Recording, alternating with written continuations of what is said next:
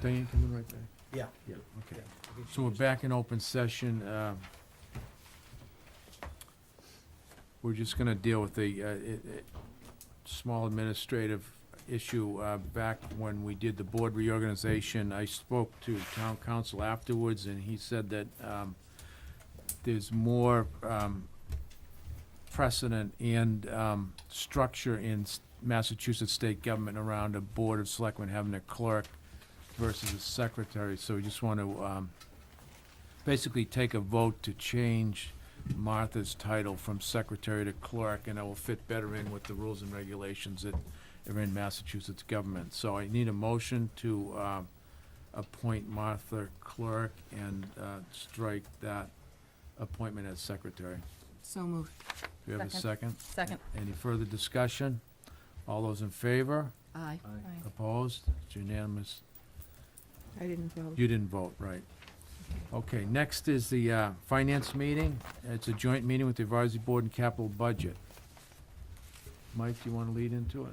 Yes, Mr. Chairman, I'd like to quickly just give an update on our bond rating and go through the presentation that we put together for S&P, which I have behind you on the screen. This is generally helpful. what we end up doing when we have our meetings with S&P, and this accounts for about 30% of the presentation, and then from there, then we go into detailed questions. Do we have any copies of this, Mike? Yep, I'll get copies of that printed up for everybody. Excuse me, Michael. Your mic. Sure. Difficult to sit here and, Okay, we will get copies of this. I'll get them right out to you. Basically, for the last 3 bond offerings that I've been involved in, I've had Steve Garmer, who was chairman of the Capital Budget Committee, and Peter DiCaprio, who was chairman of the Water Commission. And primarily Peter, because of all of the issues that have happened with water, that monopolized a good amount of time in each one of our bond discussions because of where the town had to provide some of its fund reserves to make the cash flow happen for the Water Commission on several years in a row. Also involved is Mary Gallagher, Jane Lampardo, and myself as part of the presentation. And generally what I try to do is give them a global financial overview of the town, where we talk about the past. And in the past, looking at all our management letters, there was a lack of financial stability, process, policy, oversight, tools weren't available, training didn't happen, and we didn't have, qualified people that were certified to run some of the departments in the past. However, since then, we've regained our financial stability.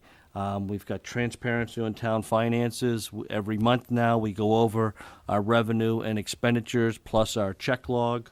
Town meeting has adopted our financial policies. Those have been implemented by town meeting that the board adopted back in February of last year. And that really is our blueprint, our Bible, if you will, of financial procedures as to how we move forward with the town and what our goals and objectives are. We've implemented some strategic structural changes have been implemented. We've put together our 5-year forecast, and our revenue is in line with expenses. Looking long-term, right now we have no major issues are anticipated. Our facilities and utility infrastructure is generally in good repair. We don't need to go out and borrow another $10, $20 million for any major project at this point. And we believe that our capital, we can fund that within our existing tax base over the next 5 years and not require a Prop 2.5 override to continue the existing services that we have now. That's not to say the town couldn't want more services, and then that would require, but based upon our 5-year projection, we can live within our means. Clearly, we've talked about the management letter from Powers and Sullivan. We'll talk about that tonight with the material weaknesses and how that's been updated. I'll come back to that later. Our DOR management reports. Our financial management policies. The financial objective of the town is to demonstrate sound financial management of Cohasset taxpayer resources, earn a AAA bond rating, develop a sustainable townwide budget based upon the 5-year pro forma that provides the level of service we can afford within our known projected revenues. to build our stabilization up to 5% of our operating budget, our debt and capital up to 10% of our budget, and maintain the split of the 61%, 39% of new revenue to the schools in the town. They want to understand about our labor issues and our legal issues. We updated them that we've settled all union grievances and unfair labor practices that were filed against the former town manager. We have one that's still pending for a decision, but that's a non-monetary item. We've settled and funded all of our union contracts through 2015. There have been some concessions that were given back by the unions to reduce liability for vacation and sick time. And right now, there are no known anticipated legal or labor issues that would significantly impact the town in the short or long term. And again, obviously, we do have the Coughlin piece, but that's tied into insurance right now. But the key piece here is that would not significantly impact the town at all because the insurance is picking that up. Not to mention that, we have a very, very strong case on that. Our OPED and health insurance is a big issue that we need to stay on top of. The liability for FY14 is $36.8 million. We have now built our OPED trust fund that we created last year up to $318,000. That money can only be used for OPED liability.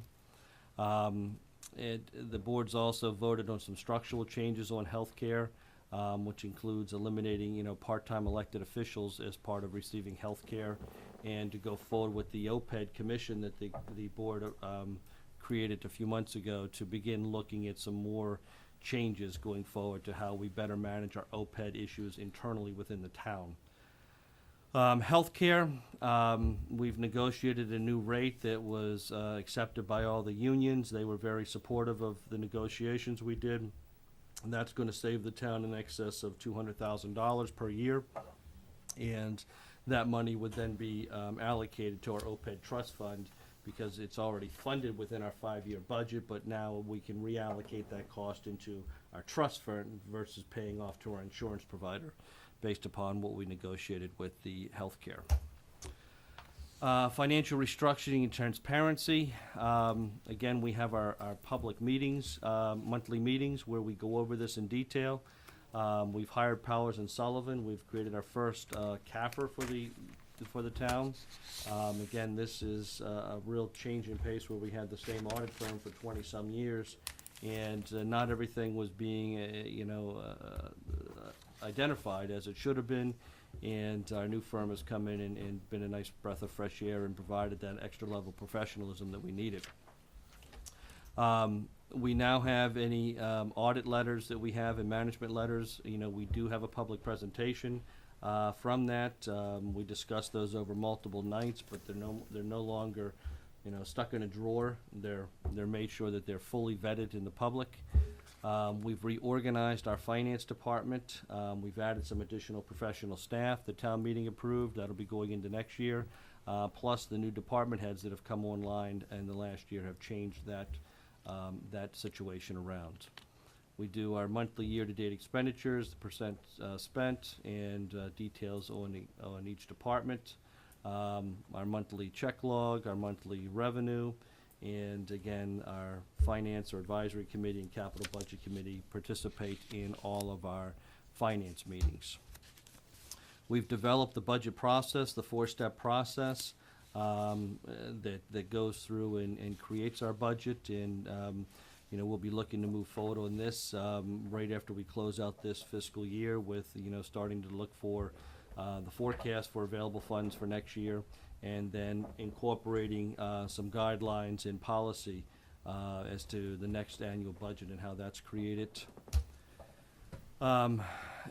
In summarizing how our 5-year plan was done, and this is important for the bond rating agency, they want to understand our assumptions in the 5-year plan. We've included the 2.5% increase plus our realistic new growth that we've been able to come in line with every year. Our local receipts, we keep them flat at this point because there's so much fluctuation that occurs. Our state aid and county state aid assessments are also flat. We're increasing our investment into our capital stabilization by 0.1% every year. So to reach that goal of 10%, so this year was 5.1%, next year it'll be 5.2, 5.3, and that's built into the 5-year forecast. The annual funding of allocation for the OPED trust fund and stabilization fund, we build those into the 5-year forecast in order to meet what town meeting has authorized us to put together as our objectives. We have also increased the reserve fund for the advisory committee, so that any issues that happen mid-year, they now have the resources available to address those. We've got a 7% annual increase compounded on our health insurance. And as it shows with this 5-year forecast, that the overall budgets in both the school and the town increase a little over 2% per year. We hit our budget goals for FY14 with S&P, which was sustaining existing services and adding additional investment in key targeted areas. Those were the financial operations of the town, elder affairs and library services, our intermunicipal agreement with Hingham for Veteran Service Office, Harbor Master, and our 4-town regional dispatch center. We're establishing financial operational independence. We eliminated the $11 million in unissued debt. Our OPED we're trying to develop policies for. And we've also gone through and tried to identify user fees to offset the subsidies that Cohasset taxpayers have been funding to reflect the actual cost of services provided in town. An example of that was the transfer station, and so far it looks like we'll be funding about 90+% of the operation of that through user fees, when in the past it's been significantly lower. Continued transparency and accountability in how the town government operates. We have more integration with the schools and the town as one community, with our IT department and with other initiatives that I'm working with on the superintendent. So it's not the schools against the town, it's we all have to work together going forward. Our policies and procedures need to continue to advance so we can have some more efficient and effective government. Incorporating our audit management letter as well as DOR management review recommendations. And we've eliminated the special deals that employees have had in the past where people were not treated fairly and equitably by prior management, so that everyone now is on an equal 35-hour work week.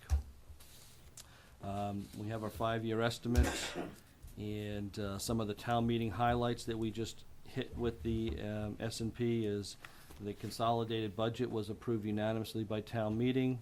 The free cash was put into, it was not used for operations. It's a big issue with them as they don't want to see free cash because it's one-time money be put into our operation budget. So that was all put in stabilization of the OPED trust fund, as well as $65,000 for some one-time cost. Town meeting did vote by 223 to 141 to change the act that would allow the acting town manager to become the permanent town manager following a process. That was important to the bond rating agencies. We've established more stabilization accounts, invested over $300,000 in new technology, funded all the union contracts, and again, eliminated our $11 million of unissued debt. This slide was very important to them as well because from June 30th of 2012, we went from about $1 million in our different stabilization accounts up to $3.7 million. That was all done without reduction in town services, and then again, we've increased some town services. So to be able to put that money into the proper places, I think, is what had a significant impact on our bond rating, where they took away our negative outlook. The following few slides is kind of this chart broken out into a little bit detailed into more graphic format. Currently, before this issuance tonight, we will owe $85.8 million. That all that debt expires in 2031. When you start to break out the debt, the bulk of the debt is for water and sewer, and that's what goes until 2031, and that's $58.5 million. From the town side, it's $27.3 million. That includes, on the very bottom, the yellow, which is the CPC money, at just the $20,000 or $30,000 a year. moving up to capital debt service, which is the blue. The gray is the general debt service, and the aqua is our excluded debt, which is coming offline relatively quickly by 2025.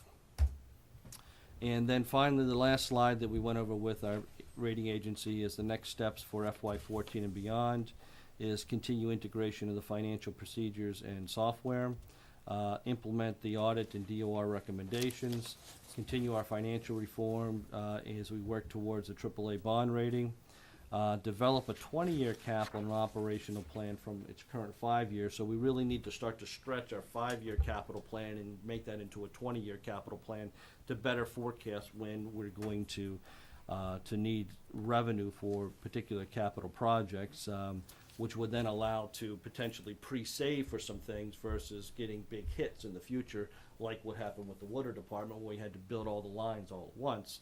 It's, how do you pre-plan for some of these things and start to put together a stabilization and reserve account. Again, OPED reform and plan changes are key to the long-term success of the community. We need to continue to expand our shared department cost or shared department concept with the schools, and to look at water and sewer operational management integration, more from a standpoint of looking at the possibility of having one contractor provide management for both water and sewer and see if there's operational savings in that scenario, which both engineering firms have stated that to water and or sewer, that's a possibility as well. So the net of this is that was about 30% of our discussion with S&P. As a result of that, we went forward and they did, after also receiving an updated letter from our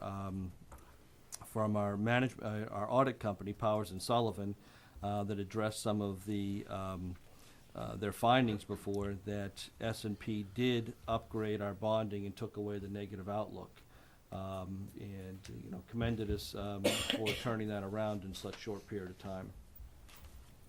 So that's my update on the bond rating piece.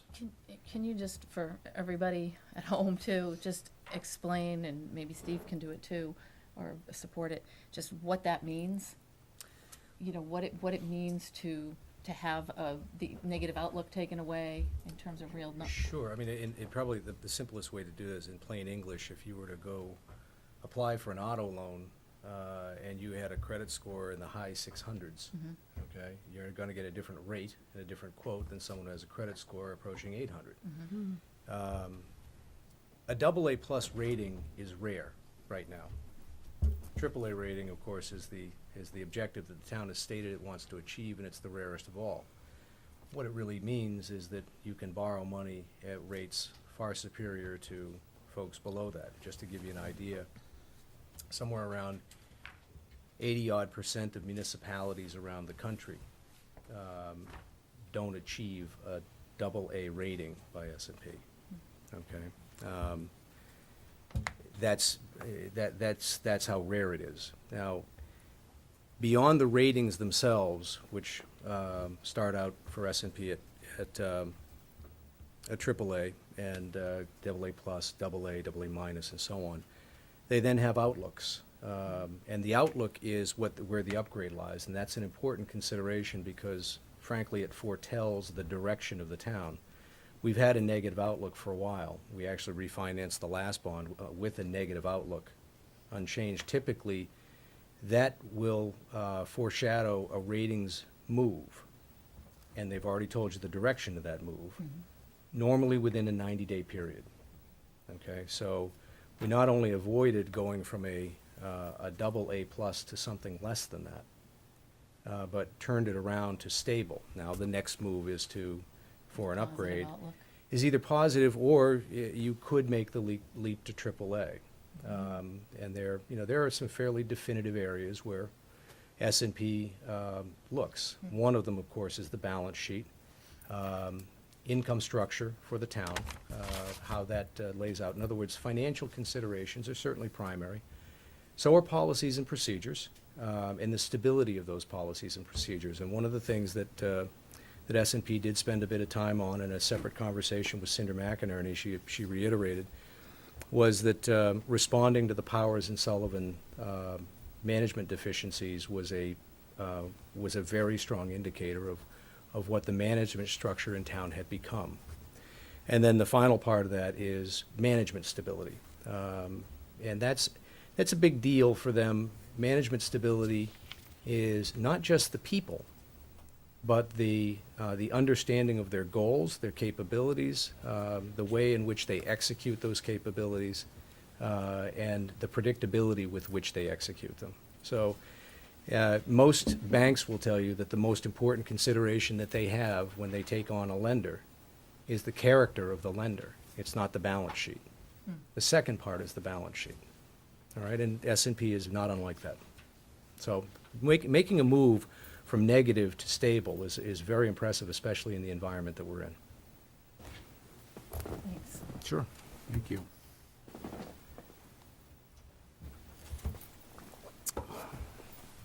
Any questions on that? I don't know if the other, I just wanted to ask, because I wasn't here and involved in Yep. it, so I don't know, but in the past, I know that the board as a whole was involved in the bond meetings. Did that take place this time too, and will that be taking place in the future?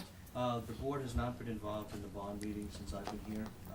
We've done it from bringing in the management team of the finance and pulling in key resources to up it up, amp it up, because what they're looking for is they're looking for the people that are the hands-on folks doing the work. I understand that That's part how of it's it, done. but it's the selectmen that are signing it, and shouldn't the selectmen be involved or at least updated and included in the process? Oh, the selectmen were updated. I talked about when the bond meetings are gonna occur and what happens, but, there was no one, to answer your question, no one was involved in the time. Do we have a schedule when Steve? all these are happening? Well, Steve wasn't on the board at the time. He I- was- Oh, I it w- wasn't, I no. thought it was No, since then. I was scheduled Well, as I- part of the actually, capital you were. budget. You were elected after that was there, but you were That's supposed- scheduled beforehand, because Right. I've had Steve and Peter there for the last 3 Well, years. I agree with bringing in the hands-on people, and the people with the expertise certainly are very valuable during the whole process. But it is something that the Board of Selectmen signs, and I would be much more comfortable if the board is maybe not intimately involved in the process, but certainly hands-on involved in the process and kept up to date. That's just my opinion. I don't know what the other four think, but, Well, Karen's point makes sense in many respects. One of the things that, I mean, as to be part of the conversation, that is to say, to be able to monitor it is one thing. One of the things that S&P will tell you is, first of all, anytime there's another ratings call, I can guarantee you I won't be involved, because they frankly don't, they know what the elective structure in town is, and they don't really care what the 5 names are on the nameplates. At that point, they know that those 5 names are going to turn over on a semi-regular basis. All right, so they're much more concerned with what takes place in the management underneath it. But to be there and to monitor the conversation, I would think that that's perfectly reasonable. it's what had happened in the past, and that's why I brought it I don't up. ever recall that. I don't ever recall being, even, as a matter of fact, previous town managers never bothered to even ask the Perhaps not. advisory committee. Perhaps not So- below, but I do remember bond council, and can't remember the other one, coming in and talking on a regular basis when the bonds were coming up to the Board of Selectmen. Yeah, Cinder had done that once in the past, along with bond counsel, but this was a meeting with the ratings agency, not for the I'm bonding not itself. talking about the rating agency, I think you this is- misunderstand me, Steve. I'm just talking about, in general, the process. The Board of Selectmen needs to be involved, because it is our names that are gonna be on No, these no, bonds. I understand, but I'm not sure what process you're talking about. We're discussing the ratings review with S&P. The only Well, item at hand at for- this for- point was whether or not to refinance a bond. At this date, unless I'm the only one that doesn't have a copy of the PowerPoint presentation, the PowerPoint presentation that was being made to S&P on behalf of the town and the Board of Selectmen, presumably who are signing them, have not seen it. The PowerPoint presentation was part of the S&P presentation, which has nothing to do with the bond issue itself. We're asking for a But it is something re-rating. that is being done and presented on behalf of the town, which ultimately the Board of Selectmen is responsible for, and therefore should be at least given the courtesy of having a copy of what is going on. Well, fair enough, Karen, but everything. I don't wanna argue and No, take no, no, any it's, more but time on everything this, that's in Steve. this I think that- PowerPoint presentation I is think is that open I've- record, right? I mean, this took place all along last year. So Steve, I started this conversation by saying I wasn't there, I wasn't involved in the process.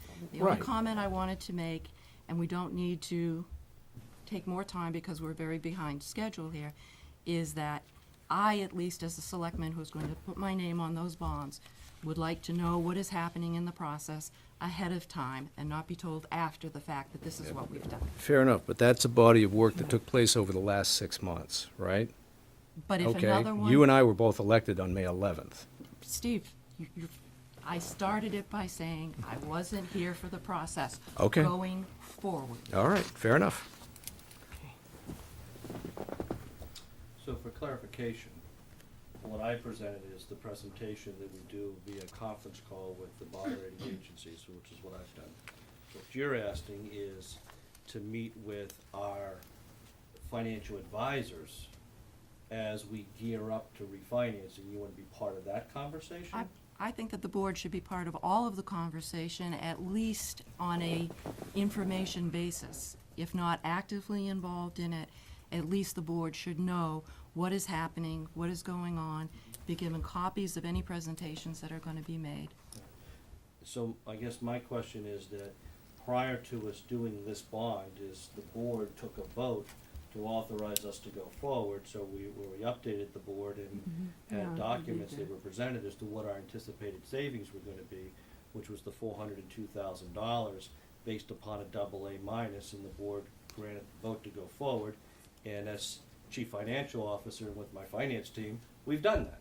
And we came back and actually got an upgrade and got more savings than were anticipated. I think we're spending more time on this than is necessary. Well, it's important just because I need to know what you'd like to do differently, and I guess that's where I'm I going. just And maybe was- that's I was more appropriate asking- in a policy discussion, but I just want to just know what the ground rules are going forward and how we may or may not change them. Well, I think the board may want to consider maybe having a subcommittee of 2 selectmen that is just more involved to advise the board if the board has any questions, for instance.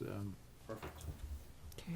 Okay, going forward, so I think the request is just more communication along those lines. Okay? All right. The next item we have is the management review letter from Powers and Sullivan. And that would be this document that I think everyone has received. Didn't have a copy of, and I think I have handouts for that in the past. And then they received an updated letter, which is dated March 16th, which should be in your packet as That well. was in our packet, yeah. We have it. And there were 3 major material weaknesses, which are the worst things, the worst items that you can get on your review from an auditor. The material weaknesses are the big things. These are things you need to jump up and down, pay attention to, you need to resolve, because these are problems. And what we've been able to do is to go forward and actually, with this letter, bond counsel opined on reversing 2 of them and stated the third one they anticipated to be resolved shortly. The first item was that when they came in, and again, this was the new auditing firm, they questioned the prior finance team's ability to fulfill their assigned functions based upon what their jobs were.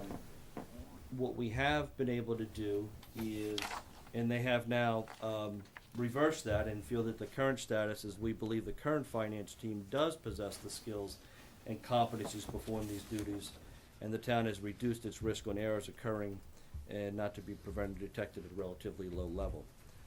The team has made major changes to the internal control structure, and based upon our testing, the new procedures are operating as designed.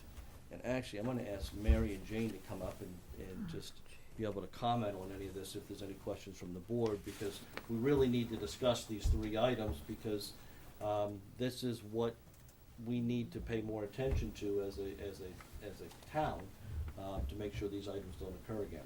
Mr. Chairman, I'd like to ask Michael a question. On 3, where the current status, that paragraph, could you elaborate a little bit more on that? Can I wait to, after we Yeah, get done 1 and 2, but we Yeah, will talk okay, about that? that's right. But I wanna just focus one at a time, if that's okay? That's okay. So, Mary and Jane, come on up. And one of the things in both their departments, if you can address that mic, please, is that when they're on vacation or out of town, or there's some lapse in employment for their positions, is that by statute, there's a deputy accountant or an assistant accountant, and then at the same time, there's an assistant treasurer collector or deputy treasurer collector in their departments. Now, with the change that we did with the new hire in Jane's department, we're gonna be hiring a new deputy treasurer collector, that we can have one come in who's certified, to be able to fill in absences where Jane may not be available. So that's one of the structural changes that has occurred. And I don't know if you wanna comment on that, Jane or Mary, and your thoughts on this item? Well, I can speak for my office is, I've been reviewing policies and procedures and just trying to set up basic,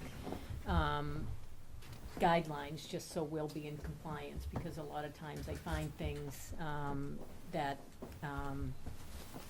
we could improve upon. So, I'm trying to do cross-training and making a lot of changes, and it takes time as we all adjust to it. For example, now I just switched the water and sewer bills to, the online services at Unibank for savings, and so I'm doing all the downloads until I get Linda accustomed to it, and then I want Sandy to learn how to do it.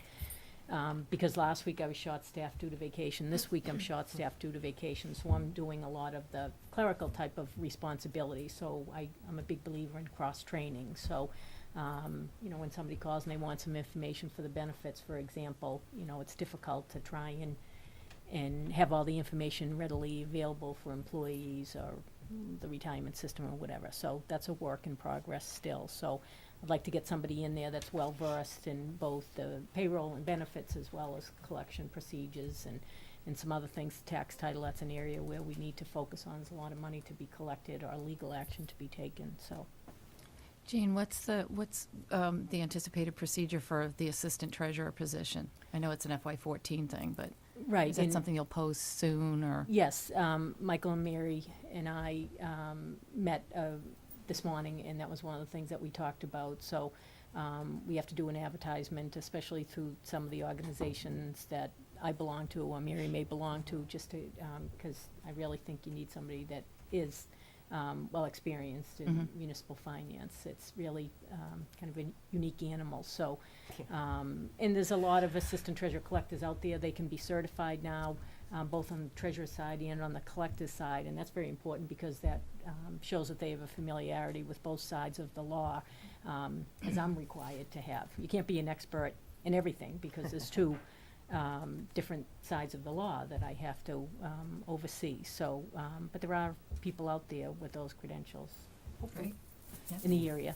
And we'll be posting that position in MMA as well, beyond plus the trade associations that they belong to. Yeah, the Mass Collectors and Treasurers Association, who grants the certifications. So those assistant treasurer collectors who may be out there would be privy to that.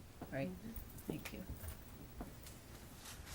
One of the things that's happened is when both Mary and Jane came on board is they had spent a lot of time trying to work with the auditors and trying to go back and identify the past, if you will, what some of the costs were, where money was allocated, where funds were transferred, where there was no documentation for that, plus maintaining the day-to-day activities. And so basically what I've been doing is taking, as chief financial officer, is taking the information we have today and then projecting going forward. So they've been dealing with the day-to-day operations and cleaning up the past, and I've been dealing with today going forward. And that's how we put together our budget process, our budgets for the departments, as well as the 5-year pro forma that we put together and our capital budget plan, which is how we've got to where we are at this financial state at this point. But together, we work very well as a team and have made a lot of progress in a short amount of time, given the status, the state of affairs when we both agreed to come here. Yes. We've come a long way, Thank you. very long way. Congratulations to both of you. I mean, for an auditor to turn around an opinion on 2 material weaknesses that quickly, Yep. Well, it Had- helps to had- have expertise. it had to require a fair amount of calluses on each of your hands. Yes, it did. So, thank you. It's well worth the effort. Well, are you ready for question 3? Let me go to 2. I thought we That was a talked fun one. through. I thought we did 2. 2. Yeah.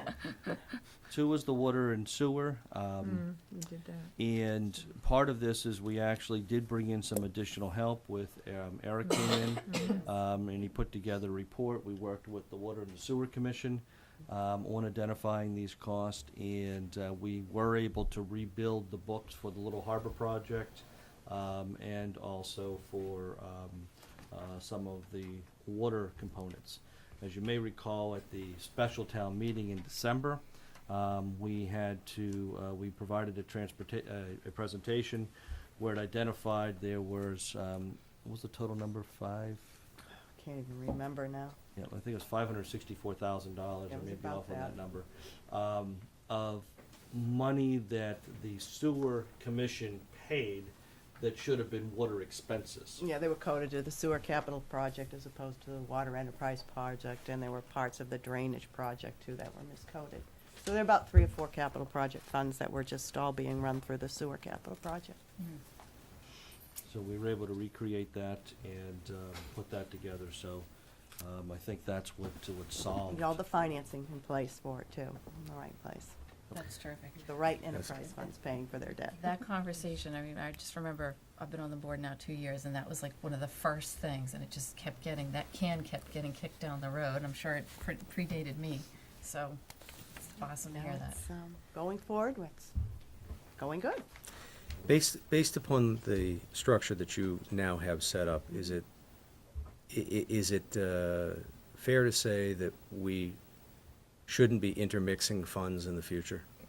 Oh, you definitely shouldn't be. You never. Just wanna make sure. Is that a rhetorical question? Somehow, and I don't know how it That was a happened, but softball. the invoices come up to the accounting office, they should already have been signed off Thank you. by the respective commissions, you know, water or sewer commission or the department head with the appropriation code that's supposed to come from. Accounting should not be paying an invoice without Without that. without that And you approval. really should Without the also account have number. it filed under, so you can readily pick them up. Well, yes, yes, Yeah. and that's very important too, yeah. I guess my point is the checks and balances exist now, whereas in the Yes, past they did yes, not. Yeah, Okay.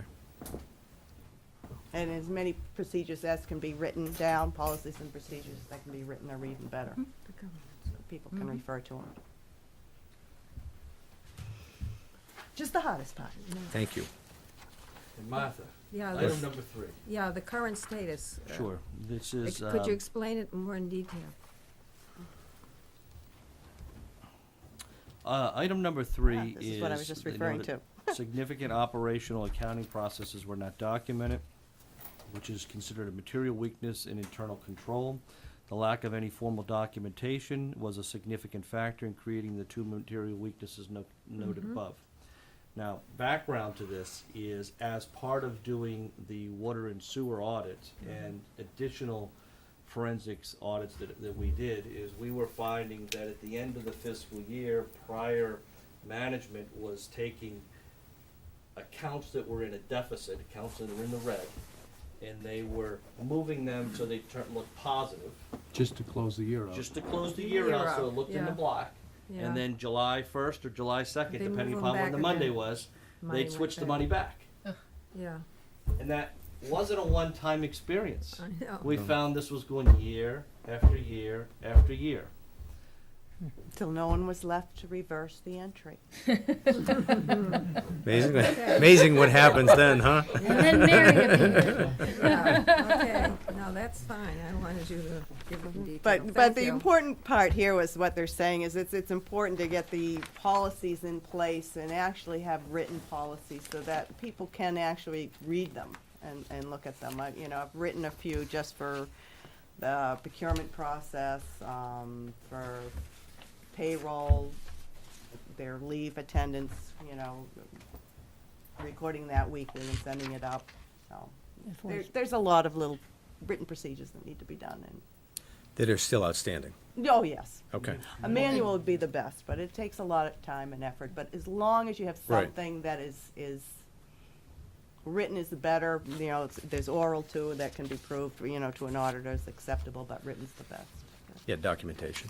Some of this stuff from the original material weaknesses, from the original management letter are HR related too, just like tracking. Right, and that's one of them I've Time. already taken And that care of. hopefully Yeah. we can augment that or Yeah. do whatever we haven't addressed through some HR work later. Oh, yeah, because there's a lot of, There's a other lot kind of of that, requirements. right. We have a lot of different areas besides just accounting. Yeah. And to simplify this, you had a whole new management team come in, and there were no policies and procedures in place. The only thing we had to rely on are the state laws and the state regulations. Not a bad start. Well, that's the If law, you have to anyone, do that. if people knew them. But the way the books were done, people didn't know them, people didn't follow them. And so, and then when you had money moved again, end of the year, beginning of the year, we had to go back and recreate all this stuff. The purpose of these is so that if a new employee is hired in any one department, is that that person will have not only the requirements of the laws and regulations, which are requirement, but also how the internal operation works here in town. Each town's different, small towns, large towns, soft right, different, computer programs that they have, Munis programs, or whatever it may be, and how their HR process works. Is you have the laws and the regulations, which are the guidelines you all must adhere to, but then there's several different ways of skinning that cat, and we were doing 28 different ways. Well, I'd just like to say that having sat here in Fred's chair during the year when all this was discovered, I have a very thorough understanding of exactly what you were presented with. It didn't happen overnight, and the original audit, the Melanson and Heath audit, was the first indication of all the things that were wrong, and that was the beginning of trying to set things in place, or make them right. So I do appreciate the situation that you came into, and making the things right, all the hard work that had to go into making things right. Thank you.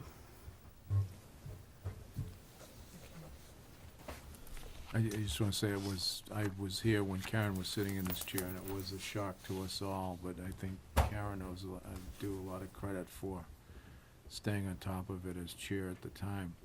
Thank you. So, this looks, if I read this correctly, that within the next, say, 3 or 4 months, that we'll have a pretty good handle on the Yep. third item? Yeah. Yeah, and Okay. Yeah. there's still more work to be done on that. There'll always be, because it's- this Yeah. is a non-ending, you always should be updating your policies and procedures anyway, so. You just did the encumbering one. Yeah, and the encumbrance, yeah. Do auditors typically leave you with a material weakness? I mean, what is our anticipated No, material not weakness? usually, We may not have any, or? no, not usually a hope is not material to. weakness, no. Good. I've never seen one.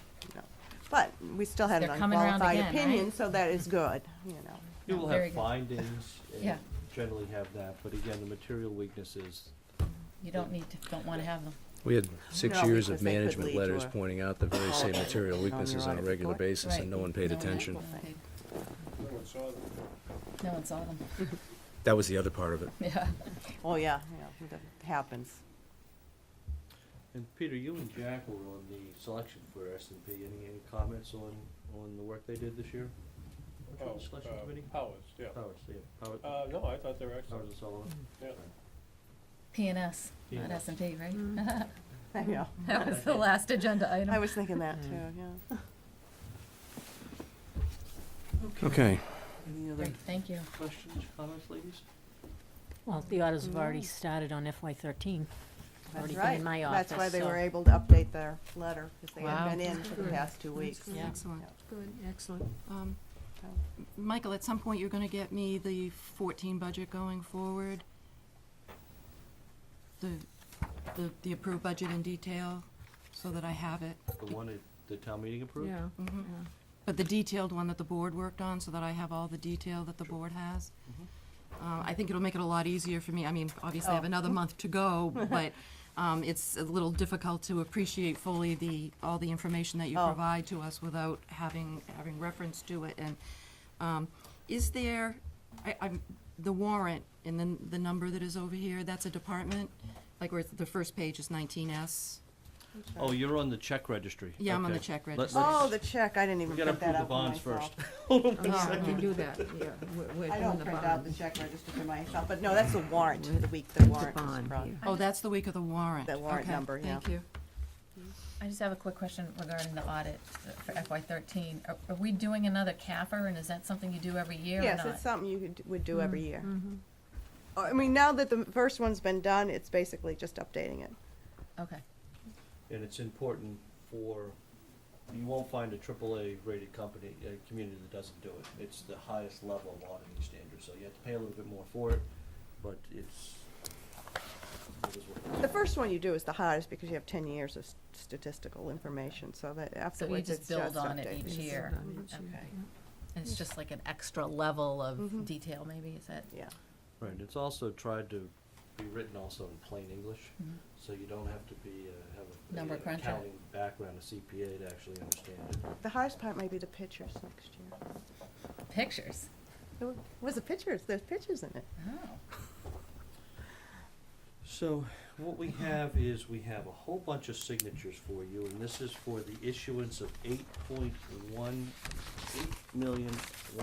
$8,119,000 in general obligation municipal purpose loans for the town. Of that, about $5 million was refinancing, and the remaining was taking our banded debt, a short-term debt, and putting it into long-term financing. And our average rate that we got for all these was 1.81% is what the compounded interest rate is for that. As I mentioned in one of my memos, we ended up saving more than anticipated. We were looking at 402, and I think the final number was 484. 484 that we ended up saving. Close to You know, four. a significant portion of that, as Steve was saying before, can be tied into actually getting the negative outlook removed, because it says we're no longer heading on a downward spiral, we're at least stable, and, you know, we're moving from down to stable, and now we need to go up. So I can't account all of that savings to that, but, you know, a portion of it certainly can be. So we will need a motion to accept See how it's different, the these bonds. I did So that too. moved. Second. I just have a question because I don't We're know in the middle of answer. it. We're in the Who middle of, prepa- it. We're in the middle of Oh, it. go ahead. Okay, go ahead. Who prepares those documents? Thank you, Fred. This is prepared by our bond counsel and First Southwest. Thank you. And they put all the Okay, I'm documents sorry. together. So what you're gonna see here is you actually have. And Jane put the yellow actual stickies bond on. Yes. certificate. It's there. And then Jane reviews this in great detail. There's certification of votes that are in here. And actually, I'm going to pass out the vote that actually needs to be taken here. So, Oh, yeah. who wants to read this? The clerk, Clerk? usually. Oh, the Oh, clerk. The clerk, I Martha, do. yeah. So we need the voted and then the further voted. I have to read them all? Yeah. You have to read it? No, just You the don't need to vote. read the numbers. Just the Multiple motion copies, itself. Martha. Jane, just a confirmation, this was refunded within its maturity range, right? You It was wanna an read- advance you want me to read refunding the on vote? both of them. They, This, Right, but we're not extending the actual maturities. No. oh, no, no, no. no. Where's this Excuse going, me. Mike? He's reading the voted and the further voted. And then there's another further voted. voted. Okay, I'll read them all. And all the numbers also, You or? can skip the numbers as written. Okay, all right. Voted that in order to reduce interest costs, the treasurer is authorized to issue refunding bonds at one time or from time to time pursuant to Chapter 44, Section 21A of the general laws or pursuant to any other enabling authority to fund the town's, 1, $4,270,000 general obligation municipal purpose loan of 2004 bonds dated August 1st, 2004, maturing on August 1st in the years 2015 through 2024 inclusive, and 2, $6,363,000 maturing on August 1st in the years 2016 through 2024 inclusive, collectively, Premium. the refunded bonds, and that the proceeds $491. of any refunding bonds issued pursuant to this vote shall be used to pay the principal and interest on the refunded bonds and the cost of the issuance of the refunded bonds.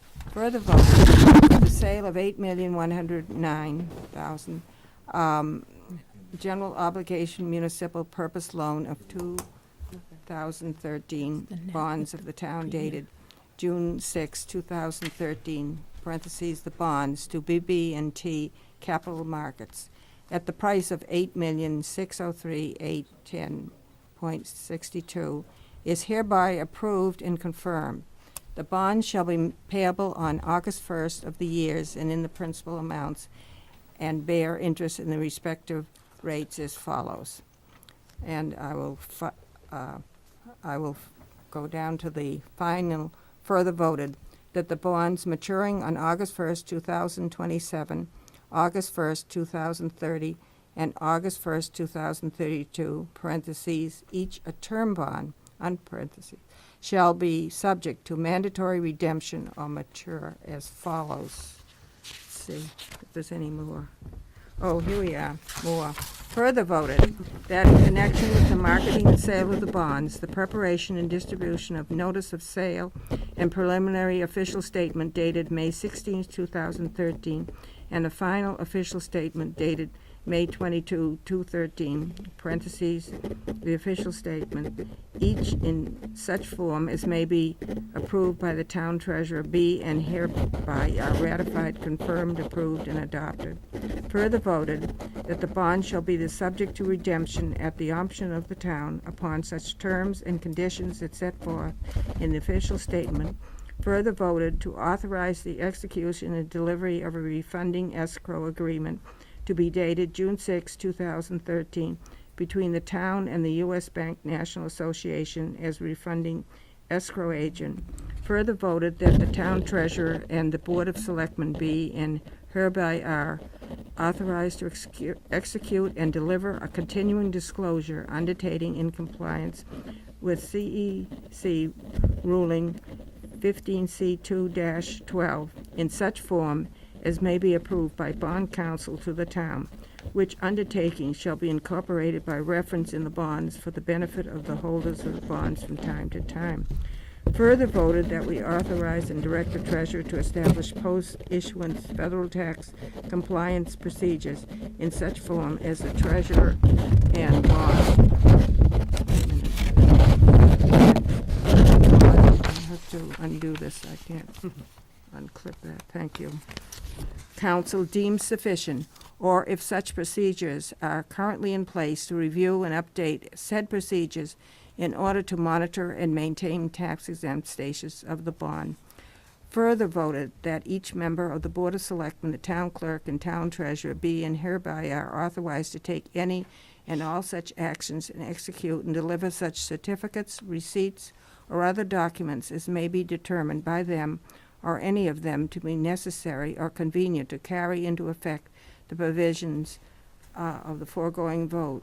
Now, I think I should read this. I further certify that the votes were taken at the meeting open to the public, that no vote was taken by secret ballot, that a notice stating the place, date, time, and agenda for the meeting, parentheses, which agenda included the adoption of the above votes, was filed with the town clerk building, that the office of town clerk is located, or if applicable, in accordance with an alternative method of notice prescribed or approved by the Attorney General as set forth in 940 CMR 29.03, parentheses 2, parentheses B, at least 48 hours, not including Saturdays, Sundays, and legal holidays, prior to the time of the meeting, and remain so posted at the time of the meeting that no deliberations or decision in connection with the sale of bonds were taken in the executive session, all in accordance with General Laws 30A,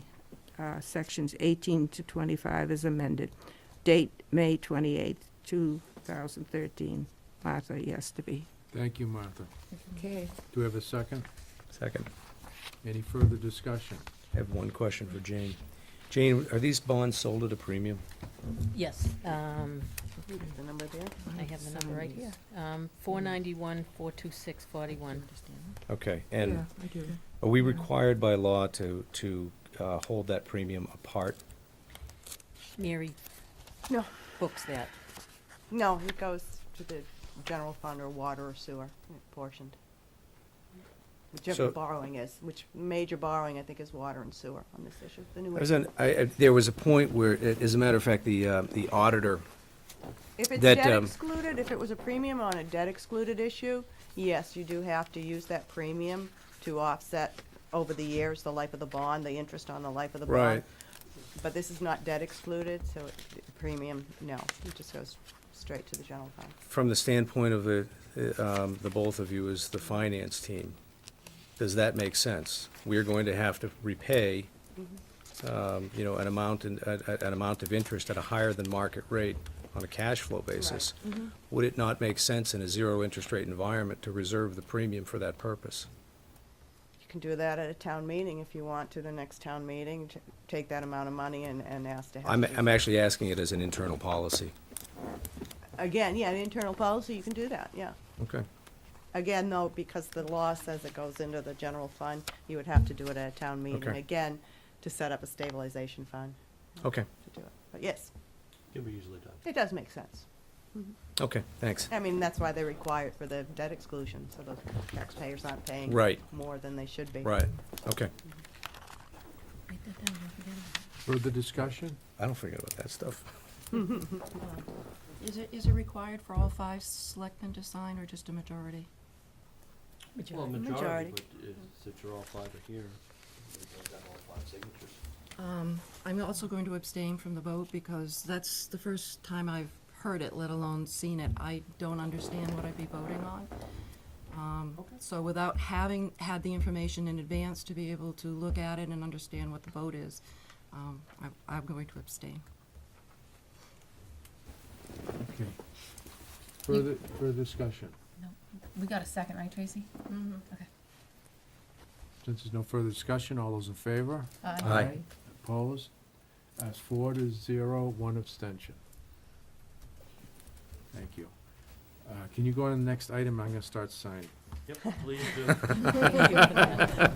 I know, there's a lot of yellow sticking Okay, out. the last item we have under the financial review is the FY can- thirteen you can year-to-date go. expenditures like and to. revenue, as well as our check registry log. You can go. For those that are new on the board, this is what we present every Revenue month at this expenditures. joint finance meeting with the Stay for a few advisory and more. capital budget. It provides a year-to-date on where we are with expenditures by department, broken down into the sub-line item, as well as all checks and all warrants that were issued by the town during the month of April. So what you have, and I'm gonna start with the check registry, there was a question before as to what the numbers on the left mean. That's actually the warrant that I signed, so on the first page you have 19S, that would be for the school. Right. And so that's the 19th warrant of the year, and I would sign all those at one, Which ones? one signing, for a total of $142,000, so that would be off of I one don't see that. warrant that would be 19S. produced. And And then, You know that's Oh, the school okay. because it's S? Yes. Yeah, Thank you. okay. Oh, okay, I know. and then, as you see later in there, you have T, so that's the town, so that'd be the 40th warrant of the town, going through whatever the expenditures are on that warrant. Is there a cheat sheet? That is just a list, that's just a check register. What you'd wanna see, really look at probably is your expenditure ledger to see where you are budget to actual on any departmental Yeah. line item. It's just interesting to know what each department, what vendors go with each department. Well, you can, I could email you, I'm not gonna print out a report, because I think it's. Oh, no. But I can email you a report that would, you could actually see all the vendors paid from all the line items if you'd like. If you can email it, I want to waste the paper Yeah, and your no, I time. can email If it's it, yeah. something easy and quickly done. Yep. Thank you, Mary. So what you have again is the expenditures through April 30th that was in your packet, and this goes through department by department. We have been, in essence, tracking 3 different departments for most of the year that were running over budget, or potentially going to be over budget. Town meeting did allow us to reallocate some funds for some of these departments. We're down to 2 departments right now being on the watch list, if you will. The fire department has been removed. It looks like they're going to produce a little surplus by the end of this fiscal year. And the police overtime and personnel expenses will be a little over budget. And potentially legal counsel will also potentially be over budget. All other departments, as a whole, are within their allocation. And we do not foresee any negative expenditures by the end of the fiscal year. We do anticipate that there will be a surplus at the end of the year that will be able to return back. And we'll have a better accounting of that in June. We are going to have to do some line item transfers that we'll be bringing to the board's attention in June, as well as with the advisory committee. And as you know, you can transfer 3% or $5,000, Mary? $3,000 or $5,000 out of a line item, whatever the greater is, 3 or 5. Oh, greater, okay. And you can transfer as much as you want into an account, but only out of account is $3,000 to $5,000, the greater of. So we will have to do some line item transfers at the end of the year just to account for some of this. But right now, it looks like we can have enough I think- latitude to move what we need. Yeah, I think we'll be fine.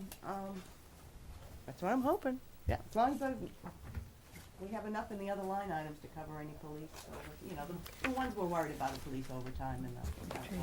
Peter? Yeah, I reviewed all of the department expenditures as well, and 83% of the year gone. Thank Most you. of the, Thank most you. of the departments are at about 80%. So I agree, it looks like we're in pretty good shape with the supplemental appropriations that were done at town meeting. It looks like we're pretty much on the mark, so I'm not concerned at all about where we're gonna end up. On the revenue side, though, revenue looks pretty good, but I just had one question Sure. on the 2013 tax levy. Right. There's $1.8 million, there's 6% uncollected as of April, I'm sure that's something in May. But- Yes, yeah, I haven't run the May. Yeah, I'm May. not concerned because the total we've taken in prior year taxes and tax title, we're at 95% collected. And May 1st is, you know, people are paying their bills. I have no doubt we will exceed our property tax Okay, budget. that's cool. All the other revenue items look to be in pretty good shape. There's some up, there's some down, but overall, we're in the positive. Actually, it looks like we're ahead Yes. on most of the local revenue, so. Yeah, we're looks doing like we're in good. very good shape on the revenue side. Excellent. As it relates to water and sewer, I think water, we're gonna have a little bit of a surplus. Yeah, water will Sewer's come in. gonna be pretty close, but I think they're should gonna be in the make it black. too, Yeah, there shouldn't be, yeah, that's what I'm saying. Shouldn't be a problem. They'll be in the noise level. one Yeah, way or in the fact, other. water, I think, had some more Linden Pond. Yeah. On the expenditure side of the ledger, it looks like water's penalties are well below, I'm sorry, the revenue side, are well below the projected collections. Should we see that as a good sign? I think so, yeah, Yeah. because all of the permitting, most of the hookups, Are where the penalties probably- are coming from are done, so. Okay. So And that- also the shut-off policy. Yeah, that's. That's, I guess that's really where I was so that's going. where, you know, Yeah, that- people that's- pay on that's where time, it they're should not be. gonna It have should a be- penalty. Should be Yeah. tapering down. Right, and on the expense side of the ledger, there was a a consistent pattern that I noticed, a beneficial pattern. We've budgeted for heating fuel expenditures or heating expenditures both on the town side and on the school side. And they appear to be well below expectation. Want to relook at those then? Well, that's the point, is that if we keep, given that this was a fairly difficult winter, through April 30th, I think the town is 54% expended on town hall heating. Schools' gross utilities were, somewhere in the neighborhood of $265,000, $270,000 unspent. Yeah, I don't have any detail on that. No, it's in here. That's where I got it from. So it's just an item to keep an eye on. If we're over budgeting for it, imagine that utilities might be turned into curriculum expense. I think the way to address that is, it's not that we over budgeted for that, it's that I was able to negotiate a lower utility cost early in the year. Yeah. Great. That reduced our electric cost and our gas cost. So we had significant savings as a result of Great. tapping into the market. And we're now hedging the market right now, figuring out where it's gonna go in the long term. You get that figured out, let me know. Yeah. No, that's great, Mike. That's, so you're saying that essentially that the inter-year, the net result of that is a much lower than anticipated expense from the Correct. beginning of the year. Correct. Okay. And given that the market does fluctuate so much on here, I wouldn't necessarily jump to lower that budget line item down there. I would take it as a positive that we're saving money, because just as it can come down, it can go back up. Right, but as you pointed out, if you're hedging to a degree, we should be taking the volatility out of it. Correct. Yeah, I have one question here on front page under Selectmen. Under education and training, we seem to have used only about not quite half. Because I'm Is that- uneducated, I will not be trained. Is there a reason why it was 43 and we have 22,000? One of the things that we weren't able to kick off, as I'd hoped to do, was to have some more centralized training in Excel and providing some additional classes townwide. On Excel? And part of that just has gotten caught up with the ability of adding the additional services mid-year with the workload of our IT staff and everybody. So that was going to be an expense that we did not realize in there. The numbers are what they are. Are you planning to do the Excel next year? That would be correct, yes. So I've forgotten how much is in, I don't have the current budget. It's relatively the same number that's in Same next amount. year's budget. It may be off a couple $1,000s, Yeah. but it's So that's one of the accounts you can maybe use, 3,000 to 5,000. correct. Yeah. Right. Okay, thank you. Just had a couple of other questions. Sure. One, have you had any success finding a replacement for your accounting person? I haven't looked recently. I still have to go through the resumes, but I haven't found anyone I'm really excited about when I've looked through them, so I might advertise again. I'm picky. Have you tried the MMA Bolton? Yes, that's where I Mhm. tried. Just to give you an idea what Stay the picky. market is for financial, Yes. municipal finance right now. Mary's old job is open in Situate I for the know. last month and a half, Mhm. and no one's applied. I've heard no one's applied, Amazing. Wow. Yeah. or no That's one what I they're hear, too. interested in. And my second question is it likely that the assistant treasurer will be able to start July 1st of I the hope new so. year? I hope so. That's our objective. We're gonna get the advertisement out right away on that position, and so it's a deputy treasurer collector for Yeah. the thing. But it would be, But Oh, if it's it'd not be then, it's gonna wonderful, be yeah. sometime in July. yeah, it would be great if we could get them started Yes. as soon as possible. Yes. Yes. Otherwise, that's pretty much all I have. Any further questions from the board? I got one other thing is, Mary sent out to all boards, committees, department heads, their year-end encumbrances, when the last warrant is gonna be, when they need to have all POs in by, when they need to have all expenses. No excuses. So, you know, I like the no excuses. it's, They all there look are alike. no excuses if people miss this, is what it boils down to. And we just continue to put this in writing and make sure everyone has it. Great. Great. Thank you, Mary. Thank you. Thank Thanks, you. Mary. Thank you. Always a pleasure. Likewise. Okay, next item is general discussion on goals and objectives for the Board of Selectmen fiscal year 2014. How do you wanna, Well, Start. we'll just start in, if anybody's ready to go with theirs, Yep. and we'll rotate, yeah. Yeah, when I brought this up, you make copies. yeah, when I brought this up, here, I'll just pass Yeah, these down. okay. One of those is for you, Diane.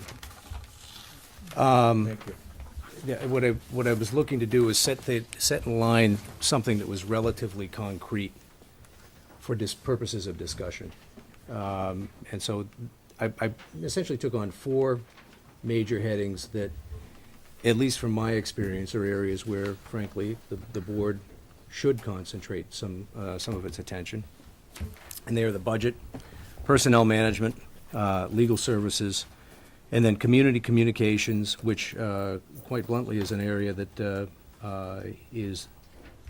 that Diane had brought up. And I just included it in this for, again, Okay. these are Very good.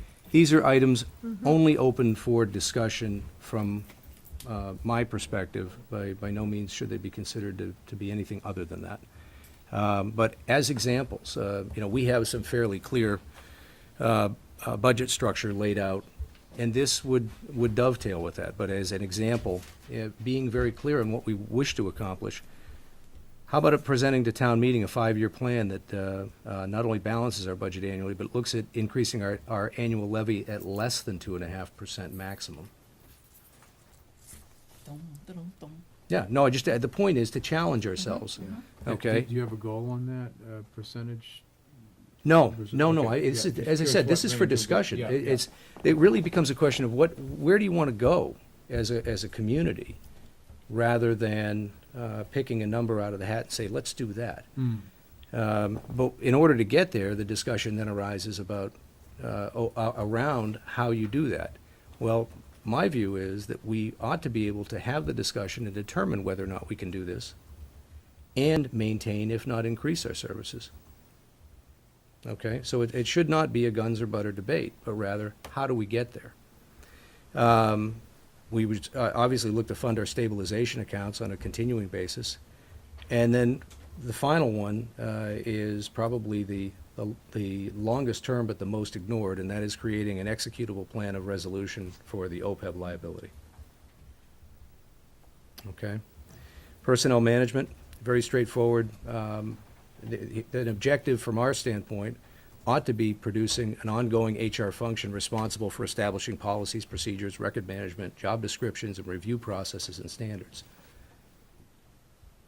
That doesn't seem to be anything that we've had in the past decade and a half. No, we used to have a personnel board that did a lot, and they Right. they were very good.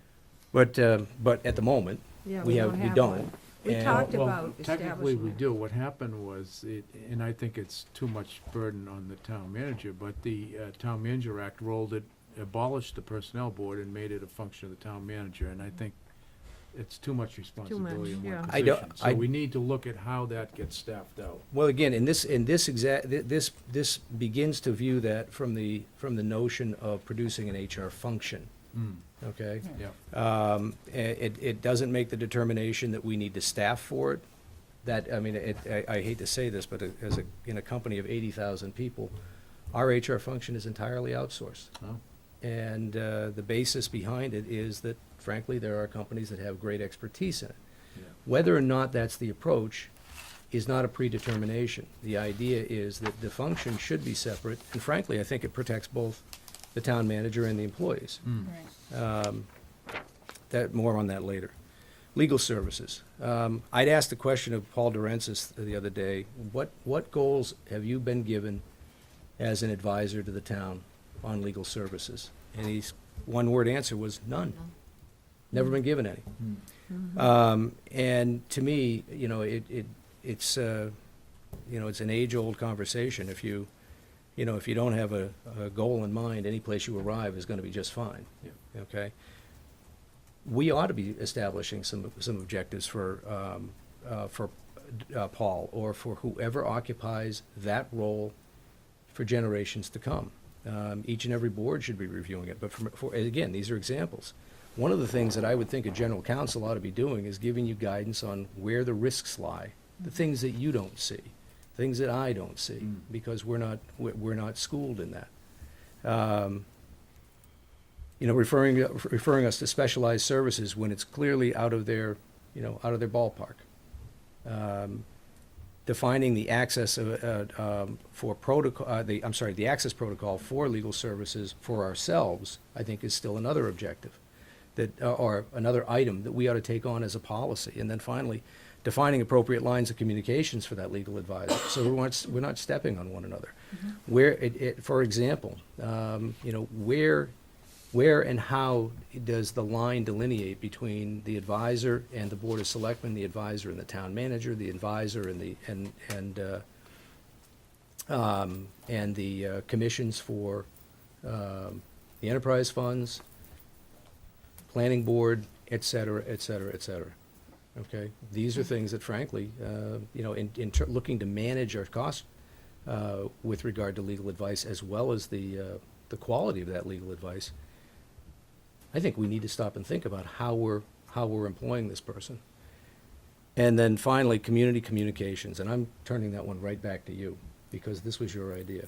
I did talk to you about this, but it's funny, because we came up with a lot of the same things, although I didn't, as a goals and objectives, and we had a discussion in January on goals and objectives, so a lot of this is stuff that we've already discussed, but it was one of these meetings where I think we talked about it for an hour, and we had, 30 different priorities, and then we never synthesized it, so I'm glad to see that this conversation is scheduled to be continued, because it really is kind of a work in progress always.